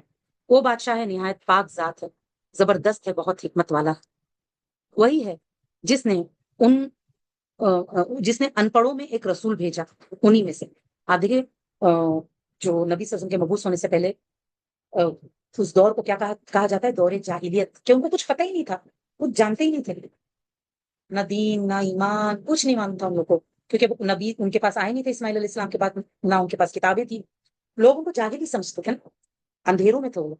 تو اللہ تعالیٰ نے ان پڑھوں میں ایک رسول بھیجا، انہی میں سے وہ اس کی آیات ان پر تلاوت کرتا ہے اور ان کا تزکیہ کرتا ہے، ان کے نفسوں کو، ان کے اخلاق کو پاک کرتا ہے، ان کے کردار کو پاک کرتا ہے، ان کی بری عادتوں کو مطلب چھوڑنے کا حکم دیتا ہے اور اچھائیوں کو اپنانے کا حکم دیتا ہے، شرک کفر کو چھوڑنے کا حکم دیتا ہے، ظلم کو چھوڑنے کا حکم دیتا ہے، اور جو ہے دین اسلام کو اپنانے کا حکم دیتا ہے نا، انہیں کتاب اور حکمت کی تعلیم دیتا ہے کہ کتاب کیا ہے اور اس پر عمل کیسے کرنا، اس کی تعلیم دیتا ہے۔ اور بلا شبہ اس سے پہلے تو وہ کھلی گمراہی میں پڑے ہوئے تھے، اللہ نے کس طرح سے ان پڑھوں کو قرآن عطا کر کے اور انہی میں سے نبی بھیج کر ان کو کتنی عزت دی آپ دیکھیے، لیکن انہوں نے کیا کیا تھا؟ شروع میں دشمنی کی تھی نا، اور اسے ان میں سے دوسرے لوگوں کے لیے بھی بھیجا جو ابھی تک ان کے ساتھ نہیں ملے۔ آپ صلی اللہ علیہ وسلم کو اللہ نے کیوں بھیجا؟ یہ کفار پر آپ دیکھیے اللہ کا احسان، اس دور کے بھی اور آج تک بھی، کہ ہم جو قیامت تک جو لوگ آنے والے ہیں ان کے لیے اللہ تعالیٰ نے بھیجا، اور اسے ان میں سے دوسرے لوگوں کے لیے بھی بھیجا جو ابھی تک ان کے ساتھ نہیں ملے۔ آپ دیکھیے اس دور میں عربس کو چنا اللہ نے، پھر وہ لوگ ایمان لے کر آئے، سب لوگ وہ مسلمان ہو گئے، پھر اللہ نے انہیں حکومتیں دی، آج دین ہم تک پہنچا۔ یہ اللہ کا احسان، اللہ نے ذریعہ بنایا نبی صلی اللہ علیہ وسلم کو، اور وہ اللہ زبردست خوب حکمت والا ہے، یہ اللہ کا فضل ہے، وہ جسے چاہتا ہے یہ فضل دیتا ہے۔ یہ جو ایمان ہے نا، اسلام، قرآن، نبی صلی اللہ علیہ وسلم کی امت میں سنا، یہ اللہ کا فضل ہے، جسے چاہتا ہے دیتا ہے، اور عظیم فضل والا اللہ تعالیٰ۔ تو اللہ سے اس کا ہم نے فضل مانگنا، اللہ ہمیں عطا کر، ہدایت دے کہ ہم اس اسلام پر جو تو نے ہم پر احسان کیا، ہمیں مسلمان بنا کر، ہمیں مسلمان گھروں میں پیدا کر اس کا ہم پورا حق ادا کریں، جیسا حق ہے تجھ سے ڈرنے کا ویسا ہم ڈرے، ویسا ہم تقوی اختیار کریں، اور اس حال میں ہمیں موت آئے کہ ہم مسلمان۔ ان لوگوں کی مثال جنہیں حامل تورات بنایا گیا، پھر انہوں نے اسے نہیں اٹھایا، اس گدھے کی سی ہے ایسے لوگوں کی مثال جن کو تورات دی گئی کیونکہ انہوں نے اس تورات کی قدر نہیں کی جیسا کرنا چاہیے تھا، تو اللہ ان کی مثال گدھے سے دے رہا ہے، اس گدھے کی سی ہے کہ جو کتابیں اٹھاتا ہے۔ اب گدھے پہ آپ کتابیں رکھ دو، اسے کیا پتا کہ وہ تورات ہے، اللہ کی کتاب ہے۔ گدھے کے اوپر آپ کچھ بھی رکھ دو، سونا رکھو کہ کچرا رکھو، اس کے لیے برابر، اس کو فرق نہیں پڑا، اس کو پتہ ہی نہیں نا۔ تو آپ دیکھیں جن لوگوں کے پاس کتاب ہے، اللہ یہاں یہودیوں کے بارے میں بتا رہے کہ یہودی کے پاس تورات تھی لیکن انہوں نے اس کو کیسا لیا، اس کی قدر نہیں کی، تو ان کی مثال ایسی ہو گئی جیسے کوئی گدھا کتابیں اٹھاتا ہے۔ گدھے کے پاس عقل نہیں ہوتی نا، بری مثال ہے اس قوم کی جنہوں نے اللہ کی آیات کو جھٹلایا، اور اللہ ظالم قوم کو ہدایت نہیں دیتا۔ آج ہمارے اوپر یہ کویشچن ہے کہ ہمارے پاس قرآن ہے، کہیں ہم گدھے تو نہیں بنے ہوئے؟ اب یہ سوال ہمارے اوپر کہ گھروں میں قرآن ہے، کیا ہم اس کو پڑھ رہے ہیں، اس کو سمجھ رہے ہیں، اس پر عمل کر رہے ہیں، کیا ہم اس کی قدردانی کر رہے ہیں، یا قرآن رکھا ہوا ہے اور ہمیں پتہ ہی نہیں ہے کہ اللہ نے اس میں ہمیں کیا بولے ہیں، کیسے زندگی جینا ہے۔ اللہ تعالیٰ کس کو ہدایت نہیں دیتا؟ ظالموں کو اللہ ہدایت نہیں دیتا۔ ظالم کون ہے؟ جو کتاب ہونے کے باوجود اس کو نہ پڑھے، نہ سمجھے، نہ اس پر عمل کرے، اور گدھوں جیسی زندگی جی، بے عقلوں جیسی، بے وقوفوں جیسی۔ اے نبی صلی اللہ علیہ وسلم کہہ دیجئے، اے لوگوں جو یہودی ہوئے، اگر تم دعویٰ کرتے ہو کہ بے شک تم اللہ کے دوست ہو سب لوگوں کے سوا، تو موت کی تمنا کرو اگر تم سچے ہو۔ اگر تمہیں لگتا ہے کہ تم اللہ کے پیارے ہو، تم ہی جنت میں جاؤ گے، تو دنیا میں کیا کر رہے ہو؟ موت مانگو نا پھر۔ لیکن ان کو پتا ہے نا ان کے اعمال ویسے نہیں ہیں. وہ جانتے ہیں کہ وہ اللہ کی کتاب کو فالو نہیں کر رہے ہو تو ان کا کیا بننے والا ہے ان کو پتا ہے. اس لیے وہ کبھی بھی موت کی تمنا نہیں کریں گے. اور وہ کبھی یہ تمنا نہیں کریں گے. اللہ نے بولا کیا بولے اللہ نے؟ وہ کبھی موت کی تمنا نہیں کریں گے بوجہ ان کے برے اعمال کے جو وہ اپنے ہاتھوں سے آگے بھیج چکے ہیں. ان کو پتا ہے نا انہوں نے آگے کیا بھیجا. اور اللہ تعالیٰ ظالموں کو خوب جانتا ہے. دیکھیں ہم اور آپ بھی جانتے ہیں ہم نے آگے کیا بھیجا.